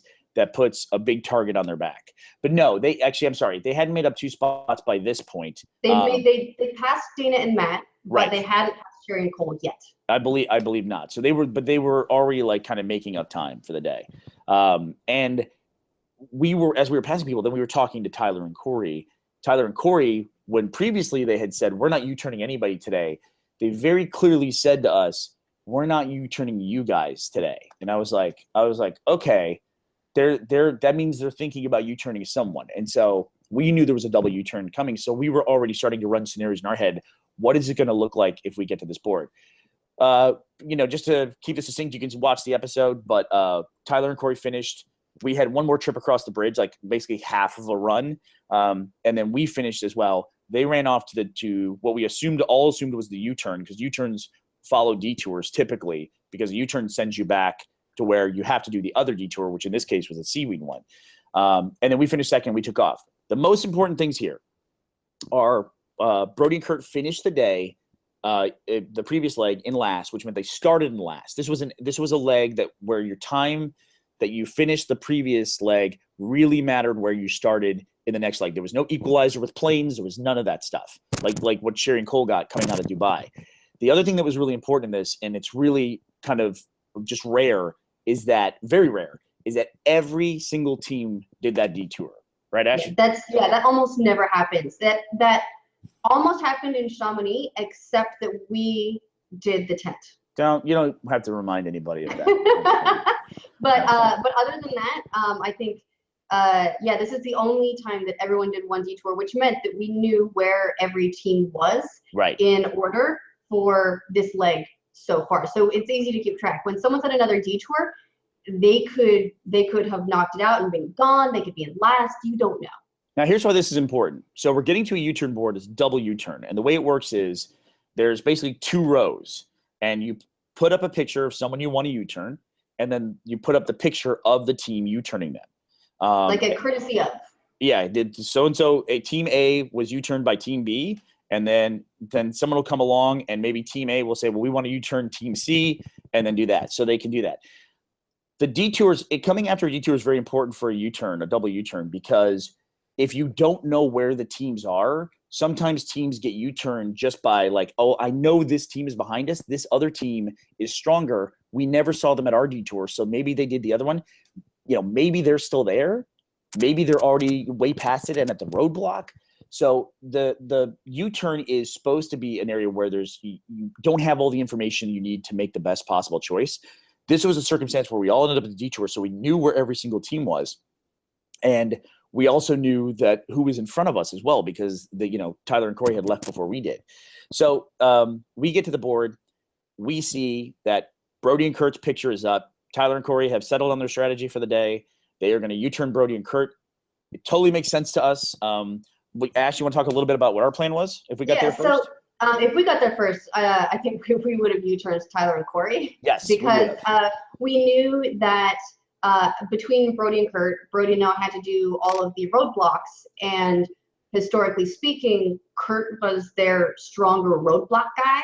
So we thought that we could maybe deal with that. But with the exception of Armenia and Georgia, Tyler and Corey have been a really strong, really consistent team. They're one of the 2 teams that keeps coming in front of us to the finish line.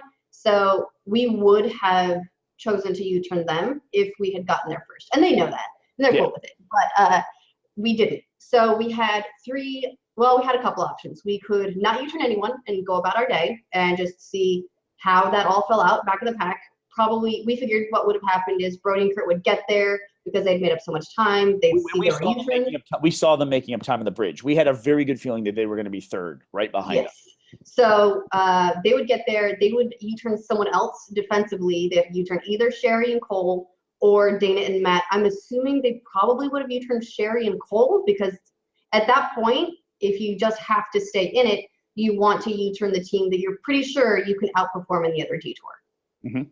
And physically, like from a physical standpoint, Cole and Sherry can't stand up to Brody and Kurt. Nobody on the race can. So we figured that probably would have happened if we just left the U-turn board. Or we could finish the U-turn off by U-turning someone else. We could U-turn Dana and Matt or Cole and Sherry ourselves, but that wouldn't really do a whole lot for us at that point, because we'd been doing. Basically, it was the situation we were faced with was Sherry and Cole or the dancers were going to be U-turned, and we were either going to choose it or just let it randomly happen, for Brody and Kurt to choose who they wanted to race against. Or we could do something a little bit more strategic and ruthless and say, yes, we know that Brody and Kurt are one of the two strongest teams in the race. We can't do anything about Tyler and Corey now, but we can make sure that Brody and Kurt are the only team U-turned. And we do that by basically intentionally making an incorrect U-turn by U-turning someone ahead of us. It means that because Tyler and Corey have already passed the U-turn board, they can't get sent back. They're already past it. So if we U-turn them, it has no effect. But it uses the second spot on the board, so no one else can use it, which effectively turns the double U-turn into a single U-turn. Only one team is affected. Which those exist. The double U-turn is a new thing. It used to be just single U-turns. There used to be way back in the race a thing called a yield, where you just had to stand there for 30 minutes and wait for a timer to go down. And it was like a way to delay another team.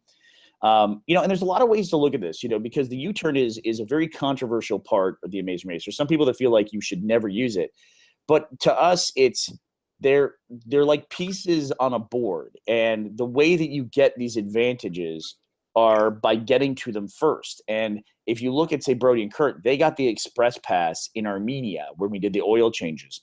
And a lot of people don't realize it about the express pass, but the express pass in a lot of ways can be used to eliminate another team. It is, because say you're last place, you use the express pass, suddenly someone else is now in last place, you got them eliminated by using one of your game pieces. Exactly, like in Dubai, for instance, when Brody and Kurt used their express pass. And the express pass was valid all the way through the Salt and Kite challenges. They could have held it the entire time. And if they had. And if they used it at the Kite challenge, it took us about 30, 40 minutes. Brody and Kurt would have been out of there at least 15, 20 minutes ahead of any other team if they just walked up and said, here, we're not doing this Kite challenge, we're out of here.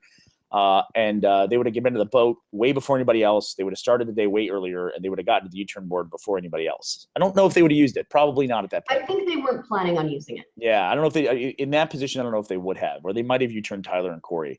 We'll never know. But the express pass is, if you look at the way they use it in Dubai, is they use it to get past the puzzle. Well, we know it's a non-elimination leg now, but Sherry and Cole would have gone home, because if you can't do a challenge and, he's sitting there for hours trying to figure out the puzzle, and Sherry and Cole pass him and go on and hit the mat before they do, then, Sherry and Cole, in this case, got eliminated because Brody was able to skip the thing. And it's like, that's the way the express pass works. It doesn't get as much criticism as the U-turn because it doesn't seem as direct. But at the same time, literally one team gets eliminated because another team did well in a previous leg, like 2 legs ago. And it's like, so those are just the way those things work. And I also think a power piece on the board is those non-elimination legs. And Sherry and Cole got the non-elimination leg. And the keep on racing leg. Yeah, they got 2 non-eliminations. So they had 2 special events so far. Brody and Kurt also had a special event. They had the express pass. And then now Tyler and Corey and us, we kind of split the U-turn. We each used half of a U-turn. And so the only teams at this point that haven't used any kind of like power pieces that in the game are the dancers. They've, out of the final 5, everybody has had like taken advantage of some kind of special play in the game. So we U-turned Tyler and Corey. So that meant when Brody and Kurt got to the board, which was right after us, they no longer had a row where they could U-turn anybody. And it made it in such a way that Brody and Kurt were the only team that had to do the additional detour. We went to the paddleboard shop We read the roadblock, and I Ashley. think the clue was who's feeling blue. Is that what it was, or who wants to sail into the blue, or something like It was that? it was something blue, and this was classic red herring. It was a paddleboard shop, and so I thought maybe we're paddleboarding. I've done that before, and we've tried to teach Burnie how to paddleboard before, and it didn't go so well. So we decided I'd do this one. She is our balance teammate. She's our balance racer. So this is really important. This decision of who does this roadblock, because most teams at this point, or a lot of teams, were fairly evenly split. We had 5 roadblocks me, 5 roadblocks you, and so choosing this one meant that whoever didn't do this roadblock, which turned out to be a cliff jumping challenge, whoever didn't do that was definitely going to have to do the roadblock in the last elimination leg. So that became really important. So we chose Ashley. We found out it was cliff jumping. I was super disappointed because I wanted. Would you have liked to do that? Well, yeah, you did the parasailing and stuff like that. I would have liked to have done like one extreme sports thing. I did get some pretty sweet roadblocks. You did. You got some pretty good ones. And as opposed to like, carrying salt on my shoulders and stuff like that. I would have or building a puzzle in the cave was probably the best one, I think. But anyway, so we then took boats out. Tyler and Corey were already at the cliff. I spoke to Corey. He asked me, did you U-turn us? Because they had thought that we might do that. We said we did. So Tyler and Corey knew at that point that Brody and Kurt were definitely in jeopardy. Tyler jumped off the cliff. Ashley goes up. She gets all stretched out by this hot Australian, lifeguard? Is that what he was? Yeah, I guess we found out later that he's from Bondi Rescue, which is, I think it's like a reality Baywatch in Australia. Mm-hmm. But it was funny because everyone, I saw throughout the episode, so many people mentioned that. And what I remember when I was stretching is like, can we do this faster, please? Corey and Tyler are getting away. Yeah. And it was a big boat ride back to a different part of the island, or was it a different island entirely? Yeah. So let me see. So I'm pretty sure. Well, it's okay. We'll get to that in a second. Okay. So Ashley jumps. She did an amazing job. She didn't even hesitate. We get the clue saying go to the pit stop. So we know at this point we're racing to finish this leg. We know Tyler and Corey are, now a few minutes ahead of us. We've slowly eroded their lead that they started the day with, and we're slowly catching up to them. We ended up in this big, long boat race. The waves were just huge. I mean, we were just like going in the speedboat up and over waves. At one point, I had stood up to try and move around, and a wave came, and I basically knocked myself into the crew. I was a one-man bowling ball. Yeah, and I finally got to use my telescope, which I brought. Your monocular? Yeah, well, it's a telescope. It's a little telescope. It's fine. No, it's good. It's a telescope. It's very piratey. Thank you. So we caught up to Tyler and Corey. Our boats were even at one point, and then their captain did a way better job of like shifting around and getting them closer to the beach. Yeah, because you had to you'd run at the beach, and then they would have to stop and sort of like turn around and then back into the beach. Yeah. And so we caught up to them, but then their captain had his like reverse. He could flip a bitch real good. Nonetheless, I thought we did a good job in this like small foot race to the cabs. Like we ran up, we found a cabbie, and it was so tough because we said, who's a cabbie? We need a ride. So I goes, I'll do it. And he came with us, great. And it's like, my cab's only like 3 blocks away. It's like, oh, you're kidding me. So we ran like all the way to this guy's cab. We didn't know that until we were already on the way. We jump in a cab.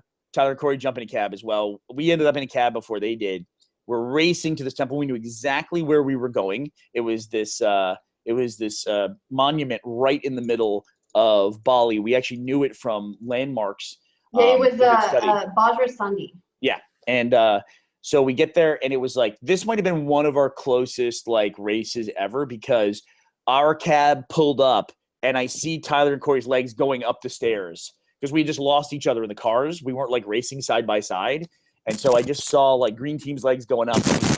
Oh man, I knew that unless they didn't find their way to the mat, that we were going to be in big trouble. And sure enough, we got to the mat, I think about 10 seconds after they did. Yeah, it was rough. So we made up all this time, all day. We actually ran the fastest leg in Bali. It just wasn't enough to get us to the mat in first place. Bummer. Yeah, well, story of our lives, right? So that was our 5th to 2nd place in a row. Yep. That said, yeah, tied the record. The reporters last season had set that record, but just as after second place and being so close to first place, like every single time, it gets really like aggravating because you're so hungry for it. But at the same time, let's be grateful we're still in it, and other teams that have been very strong competitors aren't. The only thing frustrating to me about the second place is like the times when we like absolutely crushed it and we were going to get first place for sure. There's a siren going by behind me here. It's very New York. You're good. So when we absolutely crushed it, something would like just random would happen, like a taxi would take us to the wrong park, or in ones that we were like coming from behind and doing it, it was just like we ended up like just like a couple seconds off of like in Dubai or here in the second leg in Bali. It was, and it was really frustrating because you talk to the other teams and they'd be like, oh, we thought you guys were well out in front. We were just like not even telling our cab to go fast or anything. And we're like, meanwhile, we're frantically like doing whatever we can to get to the mat first. That was the only part that was frustrating for me, was like every time we talked to a team that placed in front of us, they were like, oh yeah, we just were like, yeah, this is where we're going. And And pretty stop, don't move this. You're getting all staticky. I'm getting staticky? Yeah, so don't move your headphone. Okay, sorry about that. That's okay. Better? Is that better? Okay. Yeah, just don't like start waving it around. All right. I was playing with my earphone. But I think one of the things that frustrates me the most about how close we've come in second is it makes it so much easier to start replaying everything in your head and figuring out where you could have cut that 10 to 20 seconds. Are you there? Yeah, no, I had to switch. I didn't realize this thing has a microphone on it. I hope it hasn't been going through this the whole time. I don't know. It might have been. Okay. Well, as long Not as really sure. But yeah, I can hear you great. But yeah, it's that you replay and you go, if I'd done this, we would have cut 10 seconds there. If I'd only done this, that would have been another 20. If I hadn't done this, you like those little things that could add up and have made the difference. But I think the worst one like that was in Dubai when I was in the slide. And, when I left the puzzle, there was that bit about I didn't tell Corey how to do it. Like, cause he was asking me questions. How do I finish this puzzle? Or how do I do it? Is it front or the back? When I left the puzzle, he hadn't figured it out. So he had to do the whole puzzle, but somehow they caught me at the top of that slide because there was a problem with the slide. It was basically like a malfunction of the equipment. And I just had to sit there and wait and wait and wait. And by the time I could finally go down the slide, Tyler and Corey had already caught us, which is, that's bad that Tyler and Corey caught us. But more so, it's like we were so close to winning Dubai. If we hadn't had the stupid slide problem, we would have been minutes ahead of Brody and Kurt. It's just like frustrating as hell. Yeah, so that's where it's not even it's just the frustration adds up because you keep going back, and now there are 5 different legs that we get to replay in our heads and say, if I'd only done a little bit better. Yeah, but the whole race is like that too, right? I mean, it's the whole race. We were so appreciative of like all the teams do it, and it's like we talk about getting second place. I'm very conscious of the fact there's people that went home in like week 2. And that must have been a really hard feeling. I can only imagine that when a team gets eliminated, they just go through all this, like, what could we have done differently and everything? I mean, we had that within legs. It would be tough. It would be tough. And, everybody was every team was super smart. Every team was good competitors. And, anybody could have gone home, I feel like, at any point in time. So if we have a little bit of bad luck that puts us in second place, we'll take that any day of the week, except for the last day of the week, which will be the finale, right? That's Right. That's the one that matters. Yeah, then it's not going to come in second anymore. Well, what ended up happening is Sherry and Cole and Dana and Matt come into the mat after us. And then sure enough, Brody and Kurt are going to finish last. They cleared us off the mat. Brody and Kurt finished sometime later. And it definitely was an elimination leg this time. And Brody and Kurt were able to go home. I just want to say that we absolutely love Brody and Kurt. Everywhere we went in the world, Brody was like, people were drawn to him like moths to a light. I mean, his huge personality, he would go into an airport and get like people just giving him food. Like people who worked at the restaurants would just give him free food. I think he got about $500 worth of free food over the course of the entire race. People just were like, just drawn to that huge personality he's got. And then Kurt, I think it's fair to say that he was probably the most respected, maybe him and Scott and Blair. Everyone just had an enormous amount of respect for Kurt as a racer and as a person.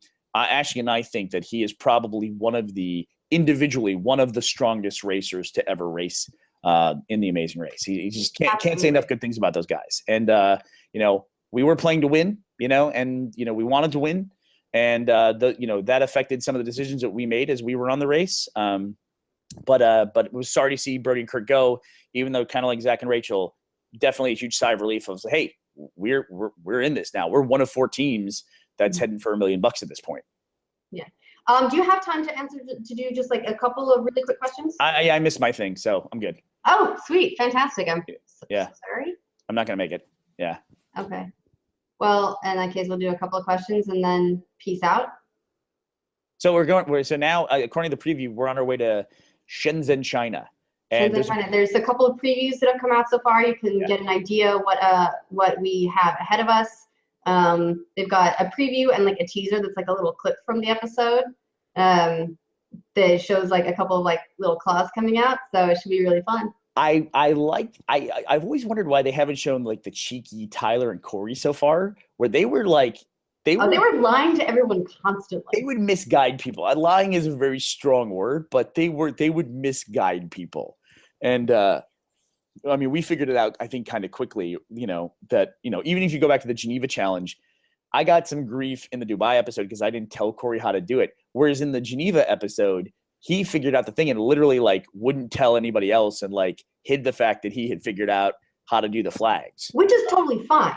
Totally fine. Like everyone, you like run your own race, do your thing. It's like a smart competitive move to do.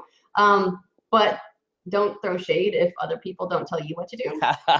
Well, no, the thing that I think is I just wish we'd see more of that. It was fun. It was really fun. Of stuff I like. It's like, look at these teams, being cheeky. I mean, that's the competitive gaming part of it. I mean, that's what we showed up for, Yeah, you enjoyed that part so much.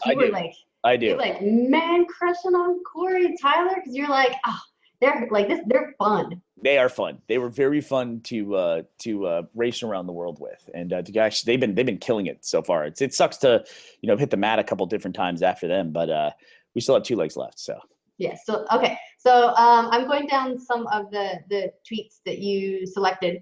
Here we go. Are there any? This is from @PeterQuills. Are there any air travel strategies that you've adopted from your experience? You just learn to ask for stuff, right? I mean, I was thinking about this question when I read it. We just learned like you can just ask for stuff in airports and get it. Like even on flights, we were asking before we land, can we move up a few rows? Because when we're all in the same flight, the position in which you're sitting in the plane makes a huge difference. If you're sitting 3 rows back, it might take an extra 10 minutes to get off the plane because everybody gets off the plane so damn slow. And it snowballs too because you have to get off a plane and everyone is so slow getting off planes. And then you have to go through customs. And so it's just like that being 3 rows back, it could be 5 minutes here, it could be another 5 minutes here, and then you're 10 minutes behind a team that was sitting right there, in spitting distance on the plane.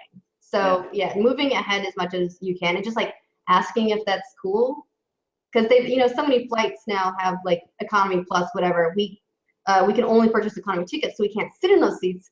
But they probably don't care if we move up there to deplane because honestly, they probably just want us out of their hair at that point. Another strategy that we could do, which you wouldn't do in your normal life, which is we would, while we were in our descent to land, we would go down the rows of the people in front of us and ask the people in the aisles, do you mind not getting in the aisle until we go through? Because we're in a race. We learned how to say we're in a race in a lot of different languages. And we just did this. Yeah. And so people were like, yeah, that's fine. And they would wait. We would run to the front. And that was it. And so it was really cool. But other than that, no, it's like, we couldn't use any frequent flyer miles. We couldn't use any elite statuses or anything like that to be on the Amazing Race. And those are the things that really help you get to an airport a lot faster. Mm-hmm. This question is from ALXC Lightwood. Alexis, nice. Not sure if this is a stupid question, but I'm genuinely curious. What do you guys do for washing and showering? Oh, geez. What do we do for washing and showering, Ash? Depends on where we are. So we ended up actually spending the night. We camped out a lot on the race, in which case you don't do anything. But between legs, you're sort of put up in a hotel room. You're sequestered. You can't talk to anyone else. They'll feed you and stuff, but there's no such thing as a washing machine that you get to use. So we ended up using all the like the shower gel and the soaps and stuff that would come in the hotel room. We washed all of our clothes in the sink or the bathtub, whatever we had at the time, and then would hang the clothes across lampshades, air conditioners, like anything that seemed like we could get some airflow just to try and get clothes a little bit cleaner and dry. Our stuff it seemed like it got damper and damper and smellier across the through the legs. Well, it's like it's not every leg either. I mean, like in Armenia, we were on a train. There was nothing we could really do there. You could wash up in like a train restroom. And you know, it's one of those like little tiny sinks that's like this big and doesn't drain. In Bali, when we spent the night at Tanah, it was just like we were lucky to find a bathroom, and it was an Indonesian bathroom, which is significantly different than any bathroom that we use in the U.S. So there was no washing up of anything in there either. So it was. I imagine by the end we were all pretty fragrant, but on the bright side, everyone is fragrant. Yes. So well, Phil said he could smell us coming. He knew when we were getting close to the mat. He said because he could smell us coming. So not just because you smell so nice. Yeah, he smells so nice. But we must have been stinky by the end of the race. But yeah, we did a lot of like hang drying and stuff like that. You know, whenever we wanted to wash something out, and a lot of the clothes we bought were quick dry as well. E. McSheehy asks, is there any bad blood from Brody and Kurt after that episode? I don't know. I mean, potentially, yes. I mean, obviously, you know, if a team gets eliminated from the race, I can imagine that their mental state is such that, like, you know, they can hold it against teams that stayed in, especially if those teams were part of the reason why they went home. So I can imagine, yes. But I got to say this. Brody and Kurt are professional athletes, and they compete for a living. They have never once said anything about they expressed some disbelief, but there's a lot of people, like I'd say a lot of people, it's like 10% of the audience that feels the U-turn is just by design, it's unfair in some way. And there's a lot of people I think who are speaking on Brody and Kurt's behalf that it's unfair, that they didn't deserve it, they deserve to win. Brody and Kurt don't say things like that. They're like, it was a competitive race. We were happy to be there. They even said at some point that they think that we made a strategic move. Maybe I just didn't register what they said about Tyler and Corey. So, you know, I just got to give, you know, they're used to being in situations in their careers of winning and losing and how important that is. And yeah, they weren't blaming anything. I don't think. And we've seen Kurt since then. We went to Kurt's ultimate Frisbee game here in Austin and spent the day with him. It's like, he's one of our favorite people in the world. So no, I don't think so, but I can imagine, yeah, there's probably, you know, watching it on TV, you know, there's got to be some level of resentment. I can't say that I wouldn't have that, but I got to give them their props because they haven't been publicly complaining about it or anything like that. And I will say this too. There's a phrase that I've learned since the U-turn, which I find really strange, which is the phrase deserved to win, which is like, there's some people who are upset about the U-turn because they said that team, it was unfair because that's the team that deserved to win because they were so fast. It's like, I think Burnie and Curtis competitors would agree with this. There's no such thing as deserving to win. That's what the race Every is. team that's on the race deserves to win. Well, the race figures that out. The race figures out which team deserves to win. And like, you know, in their case of getting the express pass, they got the express pass because they got to it first. The teams that use the U-turn were able to use it because they got to it first. I mean, it's all parts of the race as well. Well, it's also, you know, and for our part, like, how silly would we have felt if we just left that there and said, we don't really care if they catch up. That's not our problem. And Right. Then we got to the finale and they foot raced us to the mat. Right. Which is entirely possible. You know, we totally admit that, like, we can't beat them in a foot race. And if you don't do what you can to get the teams that can beat you eliminated, I mean, then you're not playing the game. Yeah. Also, we're the team. We're the team going to the U-turn board that has 4 second place finishes in a row at that point in the race. It's like if we go to the U-turn board and there's a blank space on it, or it's completely empty, and we just go, oh, you know, we're not going to U-turn anybody. It's like, does this team want to win? I mean, do they like? That's what I would think about them. It's like, this is the team that comes in second every time, and they're just not going to they're not going to take advantage of a situation where they could potentially come in first on a leg or something. I mean, Brody and Kurt are so competitive. They burn the express pass not to save themselves, but to save first place in Dubai. They wanted to get out of there before the other teams got there and get first place to the mat. In that case, honestly, the Express Pass was used offensively as opposed to being used defensively to keep themselves in the race. If Ashley and I had the Express Pass, we would not use it until we were the second to last team at a challenge that we couldn't finish, and then turn it in and save ourselves from elimination. Because or if we were on the very last leg that it was valid. That's it. That's the thing is like you don't use it until you have to. Yeah. Now there's a folly that can come with that strategy. The Express Pass definitely becomes more valuable the longer you hold it, because you can avoid elimination when there's a lot fewer teams, which, as it goes on, the teams get better and better. There was a very famous example of, and I can't remember the name of the team, where they had the Express Pass and they didn't use it and they got eliminated. That was John, and I'm going to look up her name. That was and then they came back for All-Stars, which is crazy to me. Were they All-Stars or unfinished business? No, it's All-Stars. That's crazy that they came back for All-Star season because they got eliminated. There was a surfboard challenge and he didn't use it. And Phil had the best reaction ever when he said, and Jessica and John, there we go. And John said on the mat, he goes, I'm a happy person. I don't need $1 million. And Phil was just like, oy vey. And it's like, honestly, it's Get like, out of here then.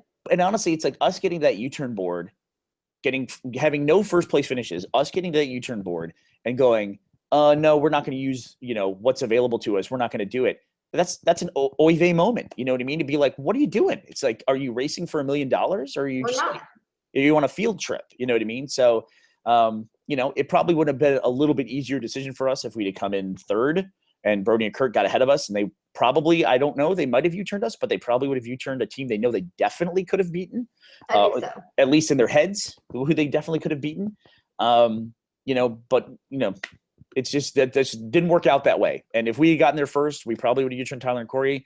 Tyler and Corey probably would have U-turned Sherry and Cole. So who knows? And you can even look at the U-turn, honestly. You can look at it as two things. It's very easy to look at it and say, we were trying to eliminate a really strong team, and all the conversation is based around that. But there's a totally different strategy there as well, which is like, you also want to protect teams that you think you can beat later in the race. That's really important, because those teams can get lucky breaks. They can just put together a really good, strong run. But if you feel like you're a better team than somebody else, you want to keep them around. Honestly, it's the reason why Tyler and Corey did not U-turn us and they U-turned Brody and Kurt, is because Tyler and Corey at this point in the race have to feel like if push comes to shove, they can beat us to the mat. Because they have. Yeah, exactly. They've done it numerous times. And, if there's any good thing about finishing in second place so many times, it made us feel like, to a lot of the teams, I'm sure, that we weren't that big of a threat to them. Right. Like, we're good, but we're not that good. Well, at this point, finishing now our 5th second, at like the last 5 episodes, we have the best averages of finishing. So we're the strongest team at this point, in my opinion. All right, next question. Oh shoot, where did it go? Did you make any decisions during the race that you immediately regretted? It depends on how you want to define immediately. I'd say choosing the tent detour in Chamonix, I regretted the second we came up the stairs and saw that we were now in last place. Yeah. It was a calculated risk to take that detour and say, well, we'll do this instead of the single file line. But when that calculated risk doesn't pay off and you end up in last place, that's a moment you regret. Yep. But we made a lot of time on that. Yeah, I'd say that was it for me as well. I think it was probably about maybe halfway through that challenge when I realized we could potentially be in trouble. As soon as we stopped hearing the dynamite go off. And we couldn't switch.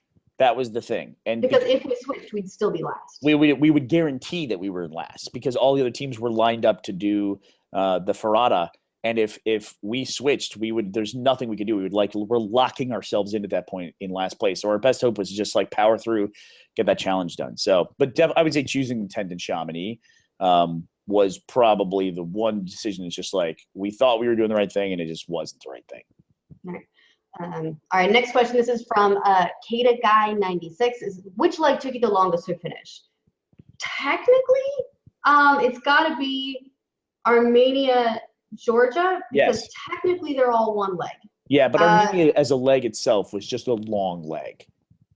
Yeah, because that one we started that leg in Chamonix. We took a shuttle down the mountain back to Geneva. Hopped on a flight. We actually covered this whole thing in the Oh, yeah, we did. yeah, the thing we did in the studio Earlier in this exact same episode, right? Yeah, in this episode we covered the whole thing. Anyway, that was a really, really, really long leg. Yeah, in Armenia too. It's like we ended up in Armenia in the middle of the night, and then we finished like getting close to dusk, because of all the driving and the buses and everything. So I'd say Armenia was definitely the longest leg. Okay, this is a good one. Spare South Sinner asks, what aspects of the race do you vastly underestimate?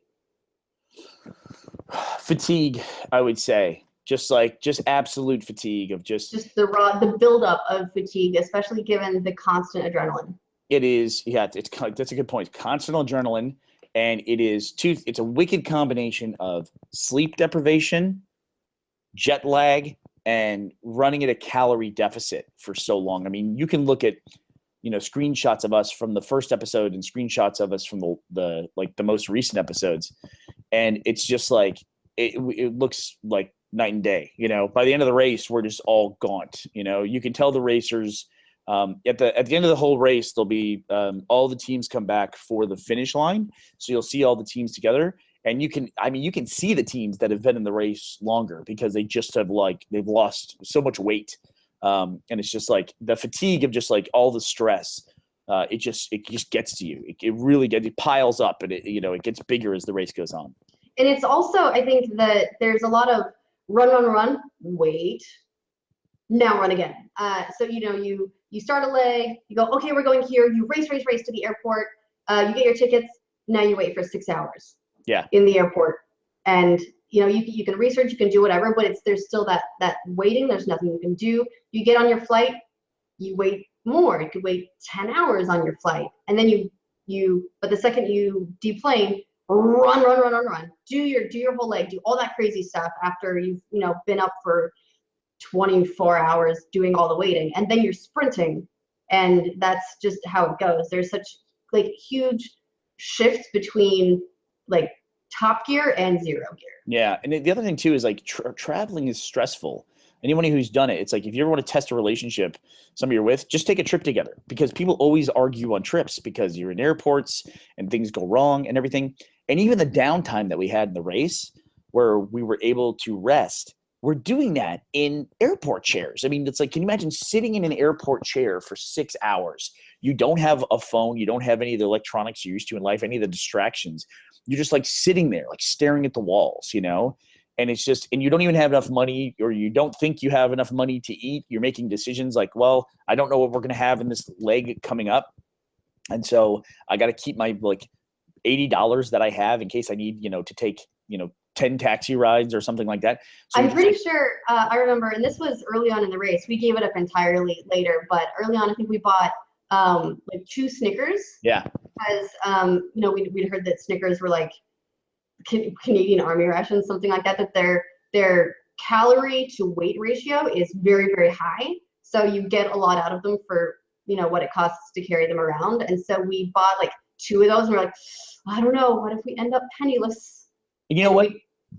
One of the to me, one of the best examples of that, which I don't think we've talked about, is you and I split a meal at McDonald's because we thought it would be the most calories per dollar that we could get, and we got an extra large Coke, and you don't ask for a Diet Coke. You're like, I want the sugar, give me the calories, I want it. I remember we had that Coke, and remember we spilled it, and it was upsetting. It was literally we spilled a Coke. It's we need those. It felt like end of the world at the time. It really is so weird. It's it was just I was like, oh my God. It's I was trying to think in my head how many calories were in that Coke that we just spilled on the floor. And then I went, not every country has a free refill policy. So we went back, and I was basically saying, I'm sorry we spilled this. Can we please get some more Coke? So they filled it halfway back up for me. And it's just it's crazy. It's it's really, it's oddly humbling and kind of a little bit scary, to be honest with you. Yeah, I think I lost throughout the whole race, I lost 2 or 3 pounds, but I didn't have a lot to lose going into it. I'd gone so hard on the fitness beforehand, and it was funny because you go, I'm going to control what I eat. I'm eating very well. I'm eating very clean. I weaned myself off coffee a month beforehand, a month and a half. I don't even know if we'd been if we knew we were part of the cast yet, but I started weaning myself off coffee just in case because I didn't want to end up in a foreign country having coffee, like caffeine headaches when I needed to be like at my best. So it's like eating so carefully and doing all this training. And then the second we get on the race, we're like, give me the hamburger. I want the spaghetti. What else do you have that has a bunch of sugar? Give me everything you can. I'm surprised my digestive system handled it as well as it did. Yeah. Also, it's like the places where we could be aggressive, was like they would say, okay, to pit stop, here's a place that you can have one thing to eat. You can have like this one sandwich. It's like, I'll have 3 sandwiches. It's like, nope, you get 1. It's like, I'm taking 3. It's like, you would just like, you turned into like this scavenger. They also had like at the pit stop, because then they'd like check you in and make sure you have your passports and all that sort of stuff. And they had like, craft services for the crew and everything. When we start rating it, just like putting like apples and chips and Gatorades in our backpacks, like, we thought we were being sneaky. No one was fooled. But yeah, so I'd say that the thing that I was totally unprepared for in the race was the building of fatigue. The other thing that just like an aspect of the race is that adrenaline. It just like it makes your focus like hyper narrow focus, where if you just start doing the wrong thing, you don't see all the things around you. The most classic line of the entire Amazing Race across all the different seasons is read your clue. And it's amazing. The clue will tell you what to do. And it's like you can read it and you just get a different idea in your head. And it's just like, just read your clue. Ashley and I would read our clues over and over again. Yeah. And there's even we had such long taxi rides that we'd get in a taxi and we'd be like, we need to go here. And they say, okay. And then we would immediately just pull out the clue and read it 5 more times to make sure. And you can actually see the one time we weren't able to do that is the behind the scenes video on the Amazing Race channel. It's called Crispy Fingers or Crispy. I'm a little crispy. Look it up. Little crispy. Look up Crispy on the Amazing Race. And it's when Ashley burned her hands.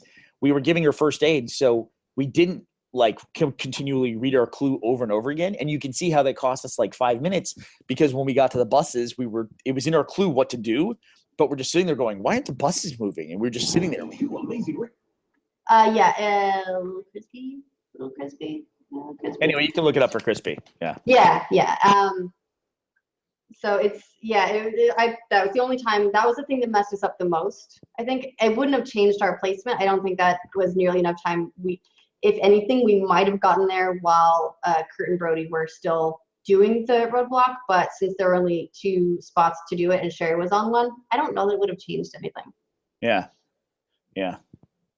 Okay. Anything else? I don't think so. So I'll get this up pretty quick, and then I guess so for next episode we'll talk about the next leg And then lead into the finale. Yeah, and lead into the finale, and then are we gonna do one after the finale? Sure, I think that makes sense. Maybe we'll record something like this, but with some other racers. That'd be pretty fun if we can. Yeah, we'll try. It'll be it may not be able to do it like we've been releasing them on Thursdays, but we may not be able to do that one because we're gonna be traveling. Yeah. But we'll try. We'll see. We'll let everybody know. Okay. All right. Have fun in New York. Okay. All right. Thanks. Miss you, baby. Bye, everybody. Bye, everybody.